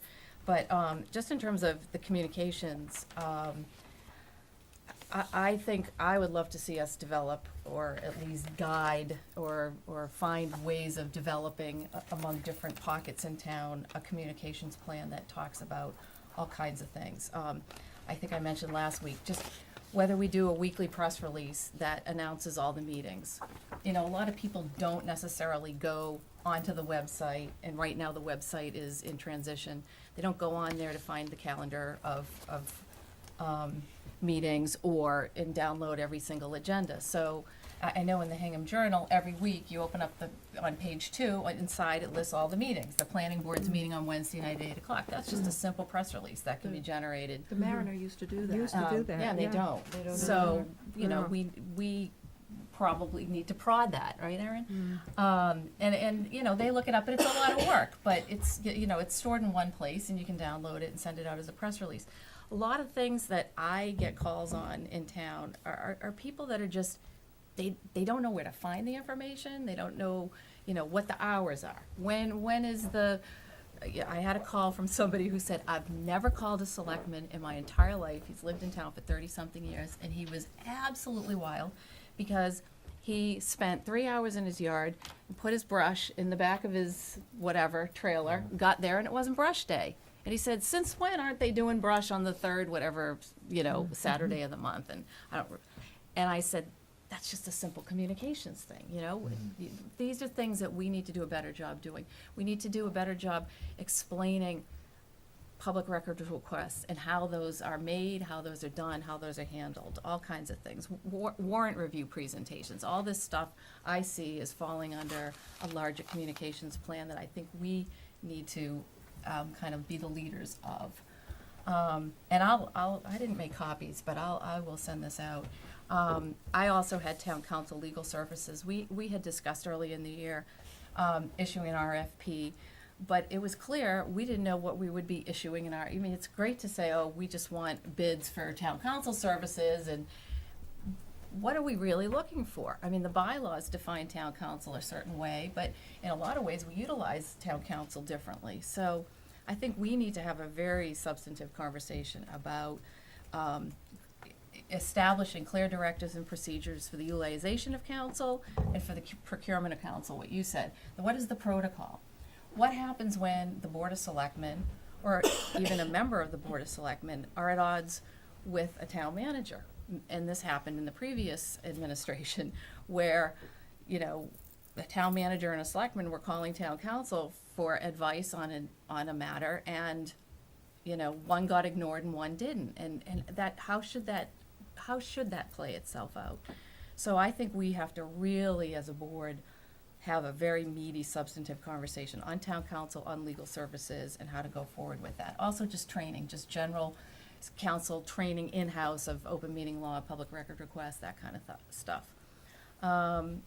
And then it's later in the agenda, but obviously, the search for a permanent town manager, and really discussing what our objectives are, what is it we want, and how are we gonna get there. So those were my four: human resources, town council, legal services, the permanent town manager search, and a communications plan. So I'd Very love good. to see those queued up, and like I said, I'll send this around to everybody. Thank you. Okay. I didn't make copies either, but I can send it out also. I agree. I won't go over some of the issues that have already been covered as far as the budget, the HR function, talking about legal services and the community communication. I think that could be something that would be really good and fun to do, Diane. Obviously for me, a goal is the town manager search, the police chief search. I think it would be important to resolve the firefighter one issue in the police contract. Certainly the new senior center. Obviously, continuing the financial reforms. I'd like to propose having a discussion on assessing and reevaluating the budget process, looking at it from the outside this year. It didn't seem to end up perhaps the way everybody would have liked it to have ended up. I'd also like to readdress the role of the budget planning group. And we've had a number of reports and town managers who have recommended that we discuss returning the advisory board to a finance committee, which is what most towns or municipalities do have. As far as I guess it's part of the looking at what's going forward with the different boards and committees and staffing them. I'd like to work with the governance committee. I don't know, it wasn't on the list, Tracy, that there were any openings there, but it doesn't seem there are as many people now as there were in the beginning. So perhaps there are some. And I'd like to recommend that in doing so, we look for members of the community who have either experience or education in municipal administration and law, and also get different, like MMA has a service that they provide to municipalities in regard to reorganization of government and bylaws and things like that, bringing town council in, because we have a group of very dedicated and hardworking citizens, but they really don't have the basis of knowledge in municipal law and writing bylaws that I think that we should have on it. And I also, my last one, and I'll volunteer to do it, to work with the various chairs to recruit individuals for town boards and committees, especially with an eye toward the permitting boards, to make sure we reach out to the community. We have a wealth of people in our community with experience. And so when we have legal boards, which the permitting boards are, I'd like to see if we can bring and interest people in serving the community that have experience in permitting or legal or different things that might apply to the boards. Thank you. A lot of these things are what I had. I can Great minds, it's gonna I be can- easy. Yeah. I can elaborate. With the budget, I would like to have more of a detailed budget. I found that having like 40,000 for something, or it wasn't detailed enough for me, but this was what we had, and the Board of Selectmen wasn't in until late on the budget. We had the budget planning committee beforehand, and I'd like to be down further. I'm interested in this annual levy at less than 2.5%. Of course, we have our the different contracts have been 2 and 2.5%. And I think one ringer has in this is the school, because you don't know when you're going to get a big increase of people, and we have all We have Avalon, we have the Cook Estate, we have the Toll Brothers, and we're maybe going to get so that we need more teachers, and that would put a spike in your schools. I know that they wanted 250,000 more, and you asked them not to have it, and they were able to acquiesce to it. But if we do have a large increase, it'll affect more teachers and a few other things. Legal services, our firm we have now does do specialized services. If we hired differently, then we would do it, and I think it's good to have a good discussion about that. I also would like to send out a RFP for a regular town manager. And communication, I really like that. I know that years ago, the community center used to have a community board, and for everything that's going on, I think we ought to try and, besides the Mariner, I think we ought to try and find some place where there would be an access. I know we have for meetings, but have really community ideas and what other things we can go to besides meetings. And I don't know where would be the best place, because a lot of places don't have access, they're not open, you'd have to find some place. There isn't anything that's open long hours except for the market downtown. So I think that's something we have to think about. It's very good to know when all the ball games are for the young folks. A lot of people like to go, and not just the parents, and for one example, and I think it would be very nice to have it. I know different communities do have it, and we ought to investigate something like that. And I'm all for two-way communication. And I also want to have the senior center more detailed, and I'd like to have a vote on the next town meeting. If we have a special, I'd like to have that one of the articles on the agenda. Thank you, Martha. Okay? I'm gonna start with Steve's sheet. I had hit on myself the stabilization funds. I think are important to keep funding that, and especially the OPEB thing, which is a challenge across this whole state, and including the state itself and all the cities and towns in the Commonwealth. I think we're making headway by having created the fund and starting to fund it, and what we have to look at any one-time cash that comes in, it is an opportunity to fund it through that. I really like Steve's idea of the risk management and the legal services. That's a discussion that we don't ever have had in my recollection. And as far as specialized services, I'm always in favor of bringing a specialist in whenever we can.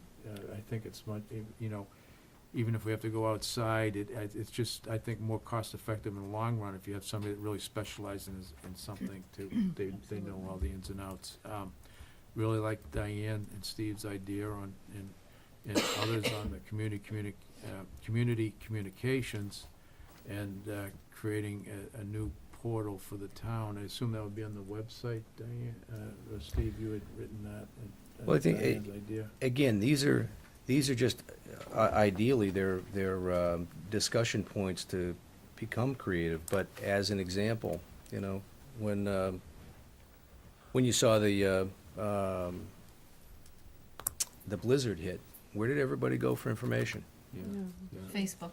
Facebook. Yeah. They went to the police page. Right. And my question is, I think that's great that we had it, but why the police? Well, Yeah. certainly public safety, but why wouldn't you go to the town of Cohasset Well, the Facebook page? police were putting the information out. I That's think right. what it was, yeah. And the reason you wouldn't go to the town of Cohasset Facebook page is because it didn't exist. Yeah. All right, and that page itself, or such a portal, Yeah. other than unlike a website, becomes two-way. That is to say that the town can put up information, but also take in commentary. Mm. So, But but on that, and we can flesh this out, but, Right. you know, I would say there doesn't need to be redundancy either, so if public safety's covering it, you know, Yeah, and then, yeah. and one of the things that I put on, evaluate social media utilization by town departments, that also leads to computer use policy, which has to Right. be folded into a whole communications plan, you know, because when there is official information being put out from the town, that information has to be, you know, solid. You know, it has to be Verifiable. verifiable, you know, grammatically, visually. There's a whole bunch of stuff behind that that has to be just so, and we have to figure out how to make that happen. Right. Or why bother, I would say. But the long and short of it is, up to this point, we've put up information on the website as if it were bulletin board. To the extent that we can keep up with it, that's been, you know, a relative repository. You know, we depend upon the Mariner, which publishes on a weekly basis in hard copy, and as the news becomes available electronically. WATD covers some of our events, but there is so much going on, as you know, as Diane pointed out. She has someone asking about something very, very important to their Saturday. Mm. When do I bring my brush to the dump? Right. You know, things as simple as that are, you know, they almost seem laughable when you think about it, because Yep. we've all run into the same situation. But here's a guy who spent several hours of a Saturday and That's lost That's what it. people So- call about. Yeah, I it's know very people call frustrating. about. So, you know, you can lower someone's taxes, but don't close the dump early. Right, exactly right. Yeah. The other couple things I had was, you know, town manager search. I think no matter where we were on the election, we were gonna be at a point now where we're looking at this next fiscal year. You know, this is something that's, you know, town's been, had an acting town manager for a long time, made a lot of inroads in financial areas and stuff like that. Good job on that, Mike. And, I think this is the big thing coming up for the town, is where we're going on that. So, and that's on the agenda after this. Also, policies and procedures. I just think we need to kind of start finding some way to index them and pull out some of the old stuff and review it. I mean, there's a lot of work to do just to get that organized. And if anybody has any ideas of other communities that are ahead of the curve on that, for us, I don't think we need to reinvent the wheel. And get an idea of how they index it and structured it, and see what we've got and move on. That was the basic idea behind personnel management. Right, that's one particular area Right. that needs it. I'm saying more broadly, No, Yeah, yeah. I understand. Accounting, But interestingly enough, more often than not, those policies and procedures come out of the daily activities of the folks executing them. Right. And they become codified. I understand your point. And again, that goes lockstep with establishing the process that outlives everybody else. Mm. I do have a question with Yep. regard, Karen brought up the concept of the budget process being less than something that she thought was transparent this year. And the one thing that I do want to I make, didn't say transparent. forgive me, I'm not trying to put words in your mouth. It wasn't something that you preferred, I guess, I'm paraphrasing. But what did, you go ahead. Let me say what I mean. Go ahead.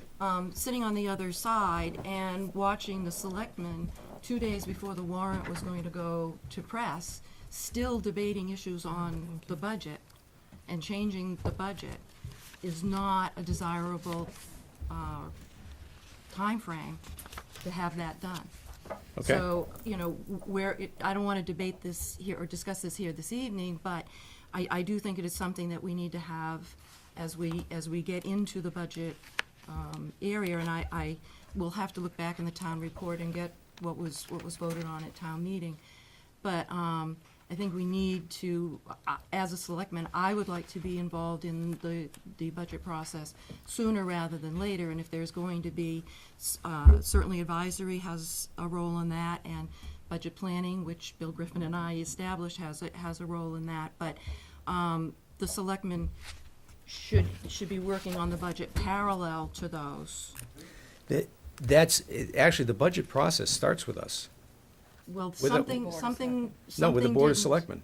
Something starts- didn't happen in this budget process, and I'd like to avoid having that happen. Okay, I'm gonna recognize Peter. They're up here. Budget planning group. Did you hear the Budget thunder? planning group. I didn't criticize you guys, I Oh, criticized no, I this just board. want to clarify something. Number one, the budget schedule that was put together was, I think, well thought out. It was vetted by all the departments, all the committees, and it didn't run as smoothly in the first year because we were in such a transition. We just got it in place. And frankly, the biggest thing that was missing was the Board of Selectmen's guideline on what should be in the budget. And that's the first thing that you have to do. And you should do it specifically. You should outline the number of people that are going to be in each department, whether there's going to be compensation or not outside of the union jobs, COLA, other guidelines for spending. It should be very specific. That was drawn up and not adhered to because we just didn't get to it because of all the turmoil.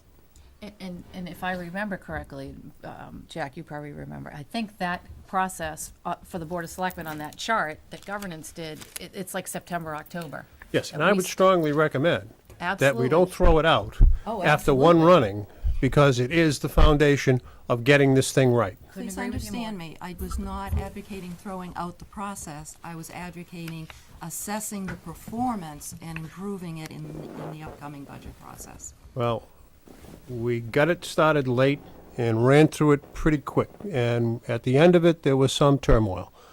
I think that's totally avoidable if you follow the schedule. And the schedule starts wasn't with the Board of Selectmen, It does start with the Board of Selectmen, I agree with you, Peter. with and a that was what strong, I- strong statement about what you want. Yes, indeed. But my purpose in bringing this up was not to criticize Oh, I don't feel What- criticized. I just want to clarify. what, I would like to clarify. Not to criticize what was done, but to make sure what is going to be done is done. Take a look at the schedule. I think if we follow it, we'll have a good budget. There's a more detailed schedule that tells everybody who's involved in the process what they're supposed to be doing. And by when?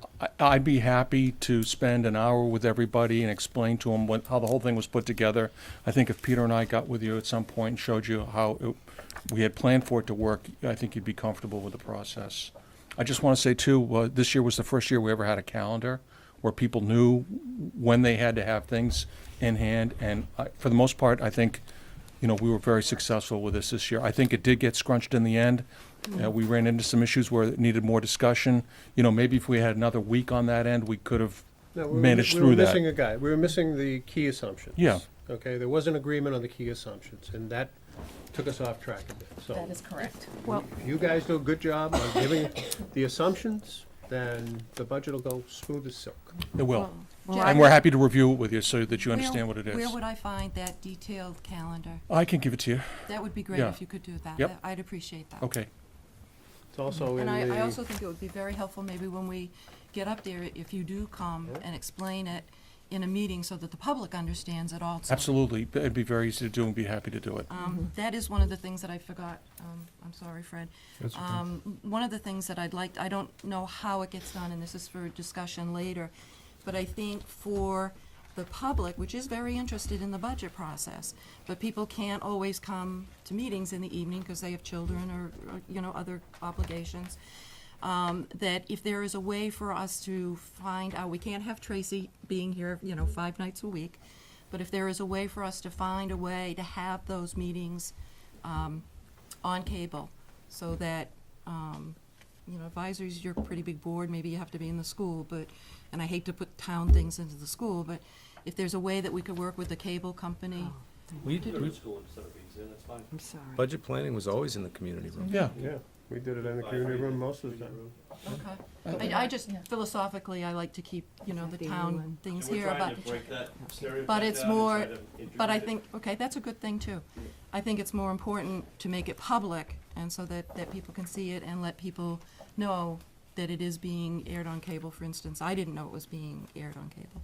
The last point I want to make is when Governance Committee designed the process, we made it so that the selectmen got a final vote at each checkpoint. So there are 4 buckets of things we have to do through the year.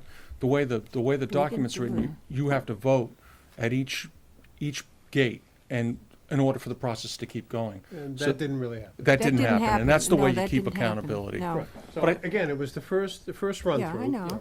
And we were in turmoil, and we got started late, and, it was a new process, and, we didn't really have a gatekeeper beating on it, Right, because everybody was up to their eyeballs and in everything else. alligators, so. Well, that's No, why maybe I it'd be good wanted, you remember, several weeks before I wanted to look at the budget, and we did. We did go through it, and it was late and it was Yeah, fast, but we couldn't This do- time, by Next year Christmas it's or gonna be- January, you should know roughly where the budget is. Exactly. And then we're auditing and reviewing and Yeah. negotiating political decisions in the spring. Sure, yeah, But everybody should have a rough idea where we're at by Christmas yeah, time. And that's the way it's supposed to work. yeah. But it Well, it starts was a good- with good this try. It's September, No, but it starts with the Starts right board. here. yeah. And Starts that's, with With the board. that's the point I was trying to make and Yeah, put forward. yeah. Okay, thank So you. thank you Thanks, for boys. emphasizing Thank my you. point. Okay, anybody have any ideas how we consolidate all these, goals and objectives, so that we have a nice handout for our June 18th meeting when this comes up again? I'd be willing to take everybody's and write it Okay. out. You want us to email if we have it? Just in- make a, Yeah. I mean, You it- can to me, consolidate it sounds both like together, there's yeah. probably Yeah, what I 7 said. major Oh, issues, and then Yeah. there's a whole bunch of There's a other lot of things. overlap, yeah. There is a within lot of that. overlap, and, That's and good. and then the question arises, are there, realistically, how much can we focus on Right, for the we purpose of a really year? have to prioritize because there's a lot to chew 4 or on, 5 yeah, things. yeah. I would Well, think I at the think if most. you take this and everybody's, after you, we kind of commented on everything you said, and now I added something about the senior center, but I think a lot of us were in agreement with some of your stuff here. Well, it's not mine. These are just Yeah. topical areas. Well, know what I that, mean, but know. you presented it in such a very good way. I mean, we could go through and see that, that's all. I Well, think Di- some of the yeah. things, excuse me, Fran, Yeah, I'm sorry. go ahead. I think that some of the things are goals that are discussion items in setting policies and so forth, and other things are just perhaps things that we need to have as agenda items that we want to make Correct. sure Yeah, don't fall yeah, through yeah, Yeah. the cracks. yeah. Mhm. It's I'll correct. try to synthesize that and send it Okay. around, and Great, I Diane, thank try not to Great. Were you misrepresent taking- anybody, and were you so you taking can ex- beat me up. Diane, were you taking extensive notes of everybody, what we said, or do you want us to send you something? I would like you to send me something if you Okay, could. I all did right. write a lot of notes down. Yeah, okay, Great. Thank okay. you, Diane. Okay, any further discussion on that? I think we're all set, ready for the next item, discussion of objectives for town manager search. Okay, who would like to start? Well, since I requested it be on the agenda, I'd like to start if Sure, that's okay, yeah. Mr. Chair. I would like to say up front that I hope that this discussion will not turn into a performance review on the acting town manager, but rather stay focused on the importance for the town going forward to have a town manager search, an independent town manager search, to bring to the management, the town manager and the selectman's office, the same professionalism and stability that we have seen here this evening, that the town has benefited from the bringing those qualities into the financial department. And so, I also think that given the turmoil and the divisiveness that the appointment of the former town manager and also the town manager search and the selection committee came up with, and then the appointment by the Board of Selectmen of an acting town manager without any RFP or vetting, has created a lot of unrest and division within the town.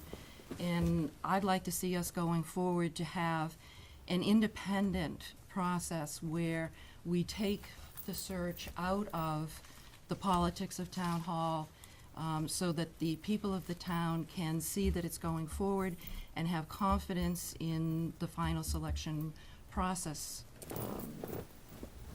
And I guess I like to make a motion. Can I make a? Well, why don't we have some discussion across the board and see if we can build a consensus before we get to that, if that's okay. That's fine. Okay. Yeah, I mean, I agree. I think that's what we've always talked about. You know, we recognize that we would need a search for a permanent town manager. And I think it was the timing that was sort of, you know, when do you do it? I mean, Michael's under contract through December, and, you know, is it gonna take 6 months? Is it gonna take 5 months? We had a whole lot of other things going on, and, you know, with the litigation with the former town manager. And we also recognized that we needed to have some kind of stability in management here, which was one reason why we hadn't brought it up to address specifically.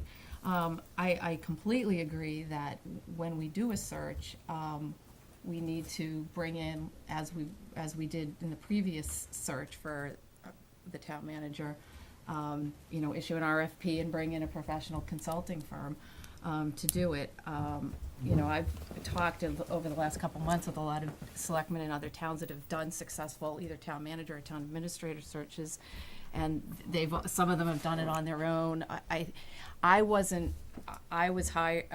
elected, you know, right when we had the 5 finalists, so, and I've gone back and looked at the notes to know that you did that, and there's certain things that I would definitely want to do differently this time. You know, I would want the search committee to have, you know, some town employees on it, which I don't believe it had the last time. And so all of this we really need to spend time designing a process. But first, I think we need to step back and figure out, you know, what is our objectives for this, you know? Are we gonna just go out and hire somebody right now, or, you know, I don't know. There's so much to discuss relating to it. There has never been any issues on the previous board here about getting to this point where we needed to discuss a search and how to go about doing it. We just haven't done it because we felt like the timing wasn't quite right, and we didn't know how to address, you know, the ongoing litigation and what that, how that plays off this particular topic, and I think you know, it makes me nervous, and this is one reason why we gave Michael a contract through the end of this year, is because we really want some stability, and it has paid off in terms of our bond rating, and I think Steve could probably speak to that better than I, that management continuity is very, very important. And it's something that I think the previous board didn't want to mess with, frankly. I ask a very straightforward question, and I poll you with it. Getting pulled? What do you want? What are you looking for? You're looking for a permanent town manager, or you're looking for someone that's new? Anybody? Permanent, Permanent, yes. permanent. Yeah, I think. Okay. Yeah. So we're looking, in that case, I would think that we're looking for someone who is unqualified unqualified, no exceptions. Someone that you would, you know, in an unqualified way, accept as a permanent town manager, right? In other words, we want the best for the town. Mhm. So far, so good? Mhm. Yep. All right. So there's your primary objective. We want to hire a permanent town manager who's qualified. Then that begs the question, what's qualification? All right? I don't have the answer to that. I have a number of ideas as to what it might be, but I don't have the answer. All right? So my question is, you know, knowing that you have a purpose at hand, that you want to find a permanent town manager, then without taking another step, I think you have to ask the question: Is this board willing to accept Mike Milanowski is a candidate for that position. This is not a question of whether or not Mike wants to be a candidate. Are we willing to accept his candidacy? Because you can't proceed without asking that question, because without that, you don't know whether or not you want the best or not. You have someone here who's already shown the qualification. All right? Having said Yeah. that, it's an open question, maybe not for discussion at this moment, but it's one the board has to encounter. My own view is the safest thing is to just assume that anybody is eligible to apply, and, you know, if we have the right process that this board agrees to, the best candidates will come to the top, and the process will No, take no care of it. disagreement, Yeah. Fred. I'm simply addressing the elephant in the room. Yeah, You know, let's get it out on the table. yeah. If the board is willing to accept the candidacy of the acting town manager for the permanent town manager's role, then we have that one stumbling block out of the way. We don't have to dance around it. We'd simply say, okay, we're willing to accept that candidacy. And then Mike is then within a process and a pool that puts him into competition with other candidates. Okay? So long as that process is transparent, we come away with the best possible outcome for the town. Yeah.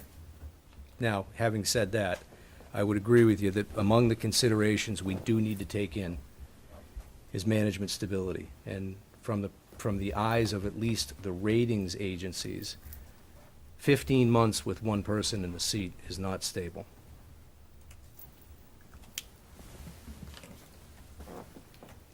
One of the other considerations that, in terms of stability, that we had conversations about a year ago was, you know, just staff. I mean, you know, it's been a revolving door for them too. So I think that is a very important piece of this conversation as we take it forward. And the other thing is, I think we need to talk about it, maybe not tonight, but maybe in the next couple of meetings, is, you know, we just passed the town manager, the amendment to the Town Manager Act, and that one of the things that I think held us back from beginning a more formal conversation about a search was that we wanted to see where that went, because it does change a lot of things. You know, some are material, some aren't, but I think for us, it made it a little bit of a different job description, if you will, for a town manager. And, you know, we wanted to see how that, how town meeting responded to it, and I think they overwhelmingly responded to it. And I think we need to take that into consideration too when we look at putting together a job description or finding out how we're gonna go about conducting the search, et cetera. And it does obviously call for a search in there, so we do know we need to do that. Well, Martha? acting town manager, we have had several times acting town manager, several times we've had that between town managers, and it's a process, whether it's a year, 15 months. It's nothing unusual. It's somebody that's there that is the gatekeeper. That's the way usually for the board to have a RFP and go have a search. I don't think a search is more than maybe 3 to 6 months, if that. We have the town had voted no qualifications particularly.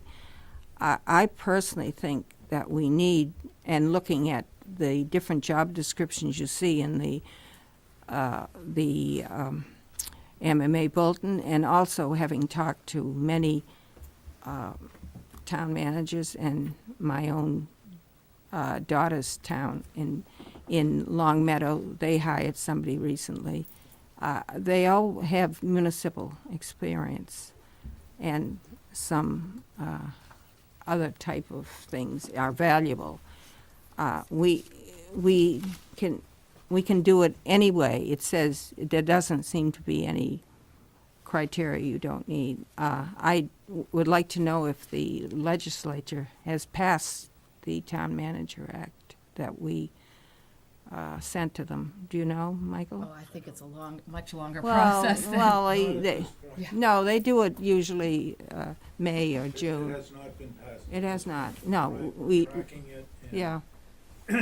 We should know pretty soon because, we'll let you know as soon yeah, as we know what's yeah. happening. But I think, I personally would like to have more of a experience background.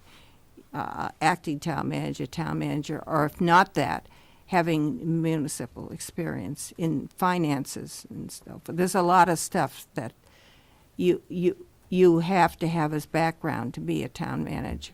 You have to know just the way the warrant is, the way different other things are, and which are Town Manager 101 that you learn if you take the courses and have the degrees and so forth. And I think it's very valuable. Oftentimes through the years, I've watched all these town managers and acting and so forth.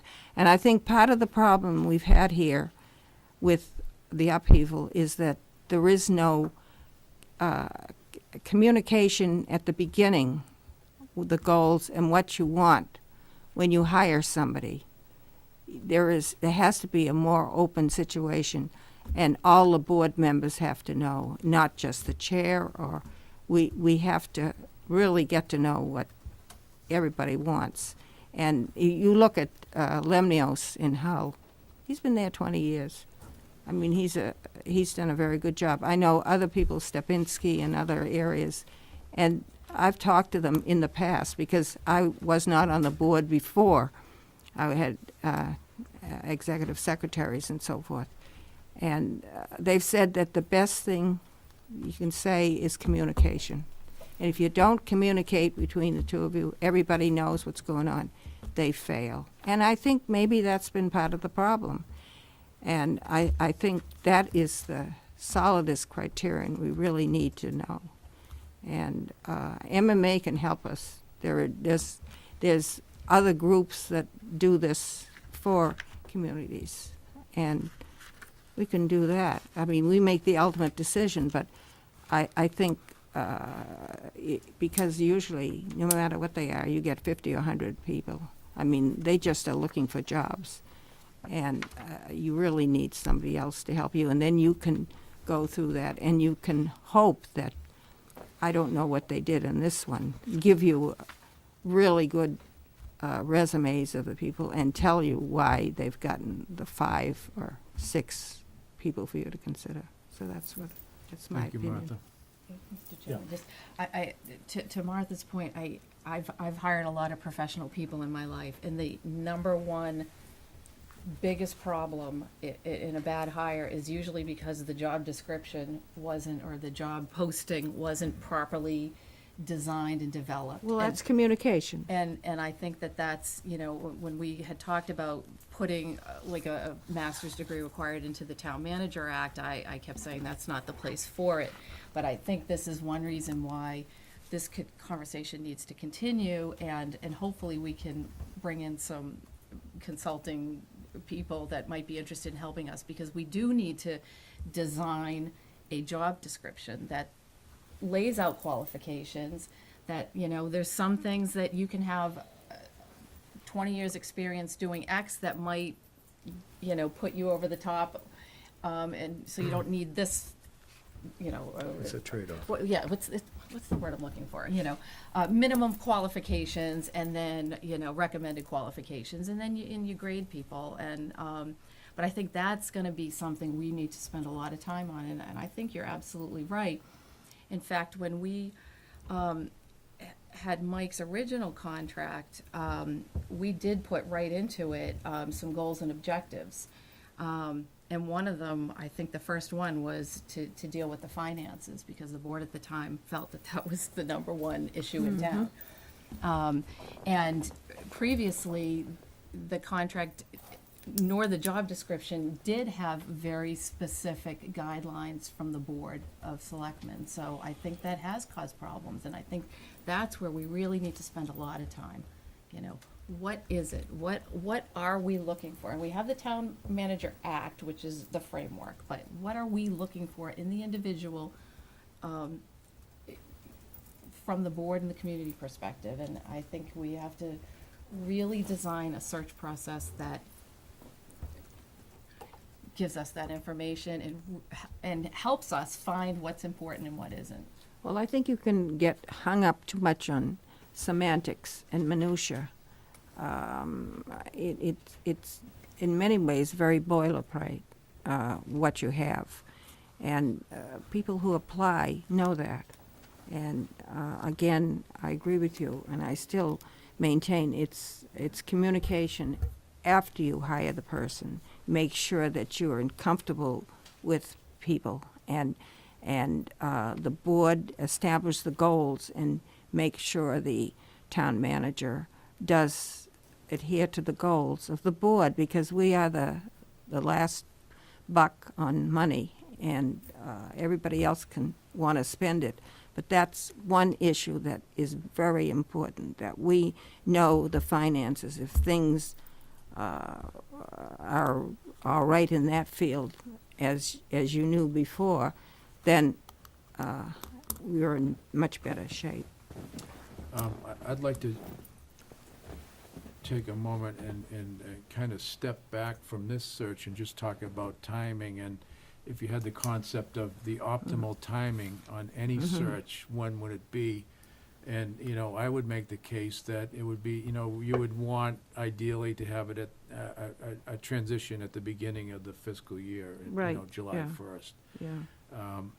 Since the optimal timing is not going to work in this case, you know, then I'd say, well, what is the next second point of optimal timing? And so what, can we? I'd say that in December, because when you're going I'd say in the fall with the budget fall, process. or the fall budget. Okay, so what September, we're, you know, yeah. is, so I forget who said it here, but they, you know, said the search is a 3 to 6 month process. I We did, don't I know, said that, I because said we 3 to haven't 6 laid months. it out what it is, but, Right.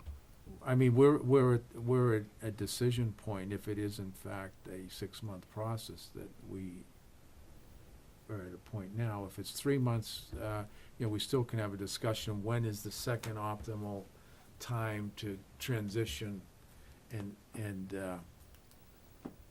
from an acting town manager to a permanent town manager. That isn't necessarily saying it isn't the same individual. I'm just saying it's, you know, on the stability thing, I think as far as the bond rating and everything goes, yeah, there is a bumpy period there, but in the long run, having a permanent town manager is gonna reflect more stability for the town than an acting town manager, I think, in the long run. The process that we would go through to find a permanent town manager would certainly do that. And by the way, my comment doesn't mean that S&P is suddenly going to downgrade the town Okay. if the selection is different. It simply adds to the pile that looks back and says 4 over 4 years. Yeah, we need to Okay. be And, cognizant of that. and, you know, then there's the upshot that comes with that. We're in litigation with our former town manager, which tends to, I mean, let's be blunt about it. That doesn't present an attractive perspective to a candidate. Second part of that is we have had we have a reputation on the street. I mean, call it what it is. We have a reputation on the street. We are a sharp-elbowed town that has very little tolerance for folks who take that top spot. Now, I don't know about you, but I would look at that and then I would be worried that the group of candidates that you are able to draw are anything but the A-team. I'd be concerned that what you're getting is the folks that are coming up from the minors. All right? So far from going out and finding the best for the town of Cohasset, based upon a timeline which is convenient for us, I would argue that instead we're trying to make the process fit what's convenient for us rather than looking for what's best. May I suggest that the board step back, as you just suggested, Mr. Chairman, and think long and hard about those objectives. What is it that we're looking for? And I'm not just talking about a position or a person. What is it we're looking for? What are we trying to represent to anybody who wants to work here? That reputation is long-standing. It's taken 12 years to build. 12 years since we changed to a town manager. And boy, we've had some colorful ones. I've worked with every single one of them. And I believe you have as well. And now it's time, we have an opportunity, these 5 people here have an opportunity to quite literally change the course of the town by taking a deliberative view of what we're trying to accomplish. That may not fit into a time frame. That's all I'm cautioning. Well, as for candidates, I know people will take it as a challenge. Town managers move around, and they like to have a challenge. And I talked to several of them at the convention who, I don't know if they're learning or not, and asked me, and they all said, a challenge and communication. I can't stress it more. That is the key. And I'm not as gloomy as you think about the town.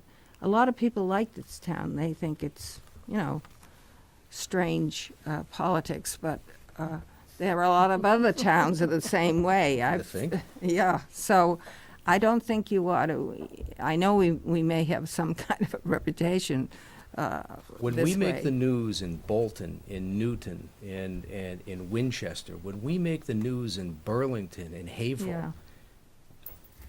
that's a time when you have to look around and recognize that, all the stuff that goes on here that's reported in the Mariner, it just doesn't stay within our little circle. Oh, I know. That's what I'm talking about. Well, my son is a town meeting member in Winchester, and I have all kinds of stuff of what they have there, and I know how they feel up there, so, My point is that the reputation over time tends to spread, and I believe personally, and it's only a personal opinion, I have no data to back it up, I believe that we have some work to do to repair our image in order to attract the best and the brightest for any position that we offer.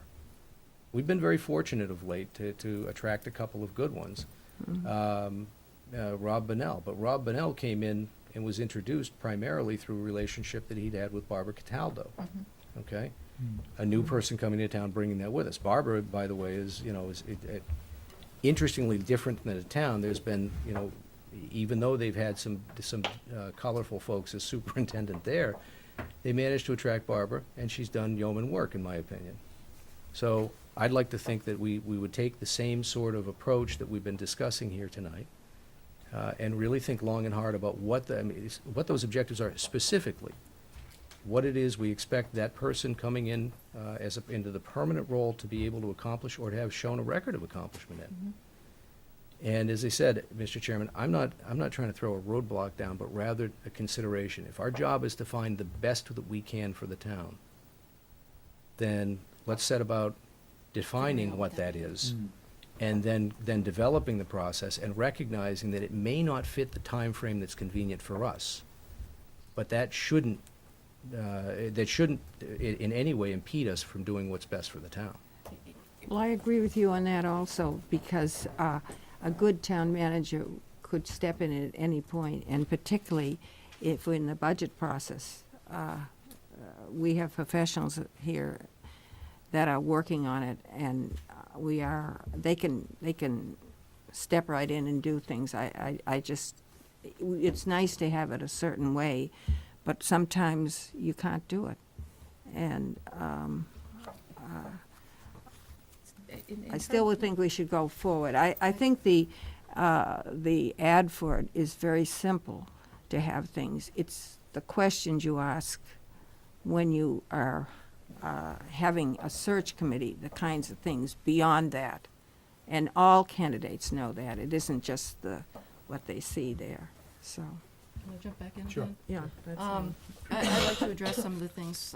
First of all, I think we have two things. We have an existing Town Manager Act, and we have a Town Manager Act that was voted in by town meeting. I think that in my opinion, whether it's been approved by the legislature or not, that I would like to honor the spirit of that, whether I agreed with it or not. I think that that is what town meeting voted, and that going forward, that that's what we should do. That eliminates any question about who is eligible to apply. I do think that if the acting town manager, and Mike, I'm trying to make this not personal, and that's why I'm not using your name. If the acting town manager should choose to apply, then that would just underscore the importance of making it an independent process. It would have to be taken out of town hall and into another thing. Like Martha, I agree with your assessment of the town, but like Martha, I'm not as gloom and doomy about it as you are. I think there are a lot of things that recommend to someone to come and be town manager, and I think that it would attract the better candidates, because it would be a challenge. It wouldn't just be coming in and sitting down. So I disagree with you on that, and we'll see what happens on it. Well, just for one thing, let's be clear. I don't characterize this town as being gloom and doom. I look at the track record and I'm realistic about it. The challenge will always exist here, and the challenge will always exist because we are a residential tax base. The possibility of doing great things is limited by the imagination of the folks sitting in these chairs and that chair, as well as around town, around the town overall. And as far as determining what the objectives are and the qualifications, I couldn't agree with you more, because with all of the statements that have been said here, because we do bear a great responsibility as the 5 people stepping here, as you say, to change the course of this town. The next town manager, permanent town manager, whoever that might be, is an extremely important, critical decision to be made. We have to get it right this time. And in order to do that, I'd like to suggest that we consider bringing in somebody like the Collins Center, and that's UMass.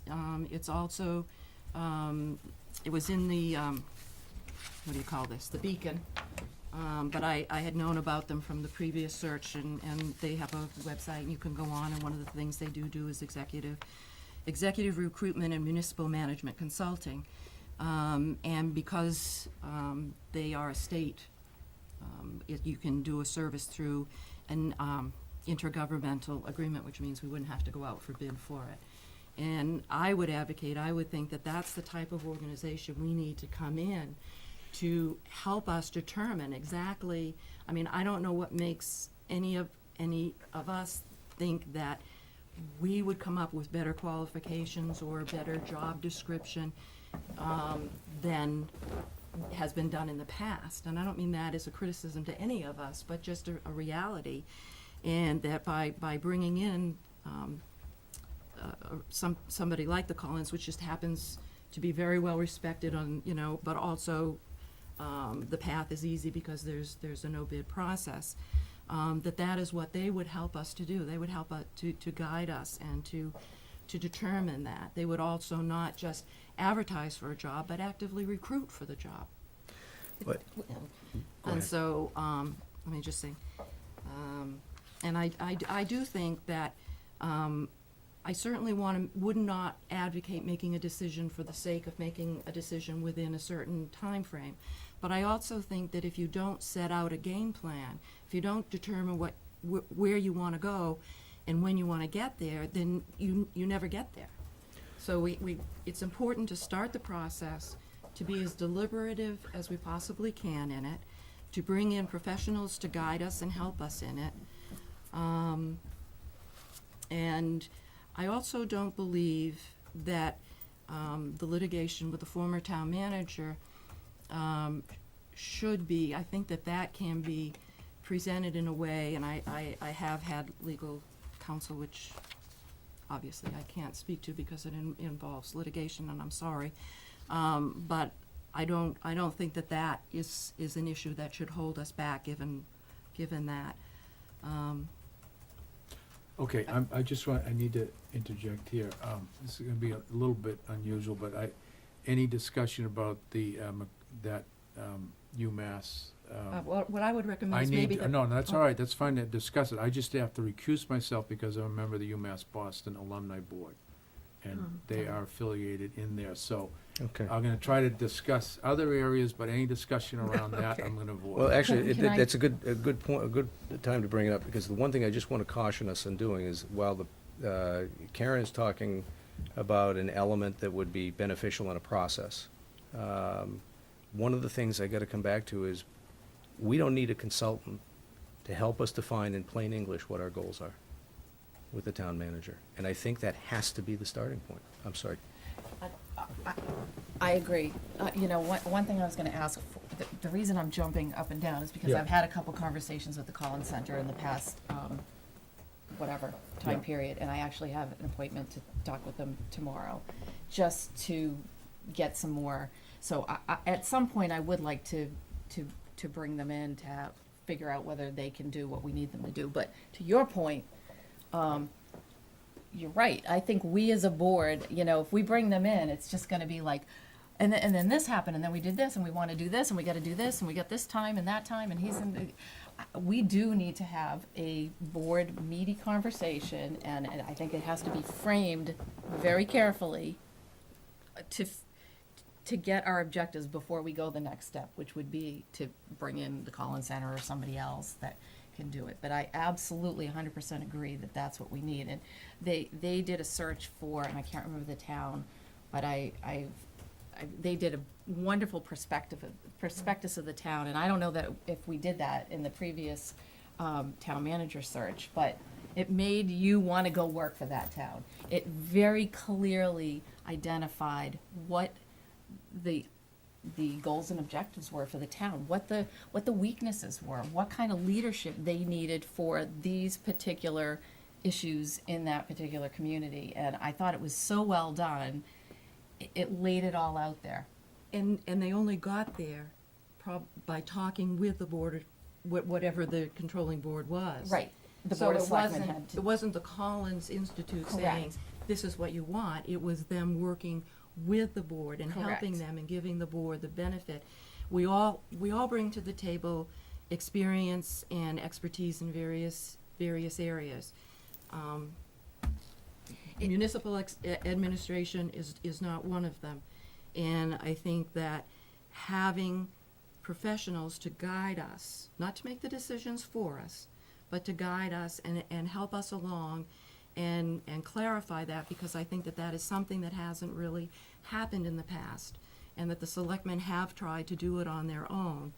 And maybe that's where the shortfall has come in.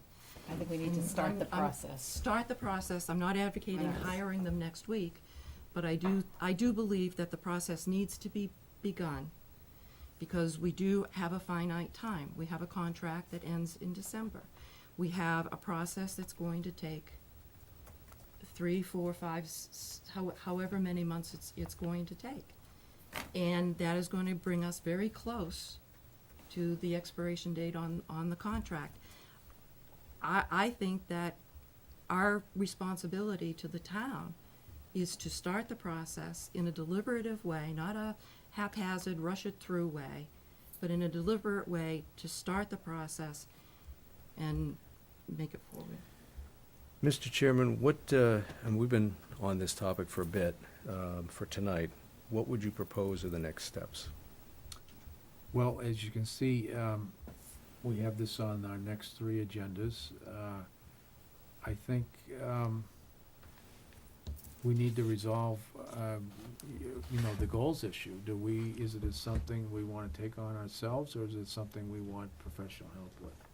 I would like, I'm going to make the motion that I would like the board to vote to begin the process for the town manager search. That isn't committing us to anything other than beginning the search. All the other things can be discussed and worked out, but we can discuss this to death and never take a step forward. So that's, I just don't know if that's vote worthy, because it doesn't define any action.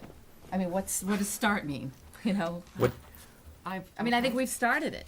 this is, But this conversation very has started discussion it. starts it. And it started a month ago when, Paul read the 4 reasons why, we're gonna wait on a search. I think without a vote, what it does is it leaves it open-ended, and that the process never moves forward. We don't have a process, Karen. We haven't defined one. We don't have any objectives. Now, if we devote, as next steps, the next conversation to discussing objectives, that gets us one step further. But before we engage anybody to help us to even design a process, which I think is what you're describing as part of the capabilities of this group, one of the things they're going to ask is, well, what do you want?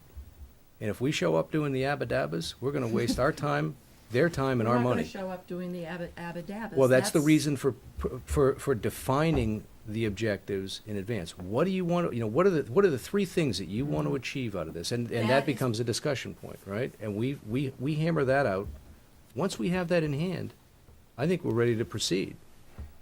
I think you have to make a motion to start the process to hire a town manager.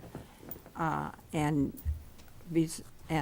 as an adjunct, then the next time you talk about the process. But you want to put out on the table that you're going to hire a town manager. That's perfectly all right. Permanent town manager. A permanent town manager. Simply, that's all. I can make a motion that way. I'll second it. And then, if that's passed, we'll do exactly what you've said. We'll break down and talk about everything. But you have to start the process. You can't just sit and talk as if it's a discussion of anything. You have to have a goal, and the goal is to hire a town manager. I couldn't agree with you more. You have to have a goal. And that's it. And then you have a goal is to But I hire a do. town manager, then you have a period afterwards to discuss it, not tonight. I think too, Steve, that by having a formal vote, the people of the town, we're sending a message to the people of the town. We're reassuring them that the board is moving in a direction. Karen, do they need to be reassured? Yes, they do. Really? Who? I want to ask who. Please, anybody listening at home, please call in. Please email us all. Okay? I don't want to do ready, fire, aim anymore, because whatever you hit becomes I'm your not- target. I'm not Karen, proposing set to- the objectives. This isn't all that hard for us. We can set the objectives. That is the start of a search. We can do that. As Martha said, we can do that. Then let's do it. We need a formal vote moving forward that this is what the board is going to do. Let's set a formal vote that we set the objectives before we do Yeah, anything. but you can't do it that way. Why not? Please, You- Martha. You don't set the objectives. Martha, you set out to decide go what to you're work in the going to, morning. Do you take a then- vote on it? Do you Then go to you work? do that. That's the way it's done. That's back-ended. I think we're getting hung up on silly semantics. Semantics, so It's that's on our why. agenda. I'm not gonna vote for it. It's just, No, either will I. we're talking about it. We recognize that we need to hire a permanent town manager. So, and it's on every single agenda for the next month, except for June 11th when we're not meeting. I'm gonna have a conversation with the Collins Center. We'll talk objectives next week. I think you could set in place a timeframe in which you have the objectives refined and codified and ready to move forward. At that point, your process starts. Can I just raise a process issue? Yeah. I was involved in this last selection process, and we were put in a room, and we were said hire a town manager, and that was it. So we actually sat down and figured out what the attributes of the town manager should be, and then we gave him a quantitative ranking. And I think that may be the work you need to do, is to say, what are the attributes of this new town manager? What is this person gonna look like? What kind of skills do they have? How important are these skills? And you give that to the search committee. That's the way to be objective. And then you let the I'm- search committee fill these things out. I'm stunned to hear that that was not given to the search committee, because the selectmen did do that. Well, they never, no, let me tell you what they didn't do. What they didn't do is give us we created the attribute list of what the skills should be for the town manager. The selectmen provided to the consultant a list of the attributes of what they wanted in a town Yeah, manager. it And came we from never the saw search that. committee. We never saw No, that. But I'm telling you that I am stunned to hear that, because the 5 people that were here at that time did that in open session, and it was given to the consultant. So we had to self-organize, basically. And I thought the process worked pretty well once we defined what the attributes were. But you had a group of people defining attributes, and we weren't the people that had to work To with. the hire, actually. Well, that's what, that's know what I'm saying? what So- we're not proposing so- happen again. Right, Pat. so that's your work, right? And I don't know if that's, I mean, you can facilitate that, or you can talk among yourselves and say, you know, this is what I think makes a good town manager, here are the skills they need. But it's a process, it's not gonna happen in, you know, a 30-minute meeting. I mean, you're gonna have to It's not work it gonna through. happen in a 30, it's not gonna happen this week or next week, and that's why it's important to begin the process so that it can happen in a deliberative fashion and get to a point where we are able to have a permanent town manager and bring back stability, not just to the community, but as Diane mentioned, to the employees, and that everybody knows going forward. The last point I want to make is, when we did these rank orders, they were available to everybody. You know, and we summarized them, we shared them. I remember those. They yeah. were there, they were available, and it makes it a more deliberative and open and transparent process. But we have to state that we are going to, we're going to. I'm have just a talking town- about process. No, I'm- no. I'm gonna let you process. folks, No, process, but we have to say, we're going to hire a town manager, and then the process will take, and then we'll define what we want in the process. You have to start with the final thing, and then you go through with that. You can't be wishy-washy. So, Can I make a suggestion, Mr. Chairman? I mean, could we, for the June 4th agenda, maybe just refine that a little bit to say that we'll discuss, you know, town manager search, objectives and attributes, or just begin, you know, I don't know, assign some topic that we Right, have to right. get through.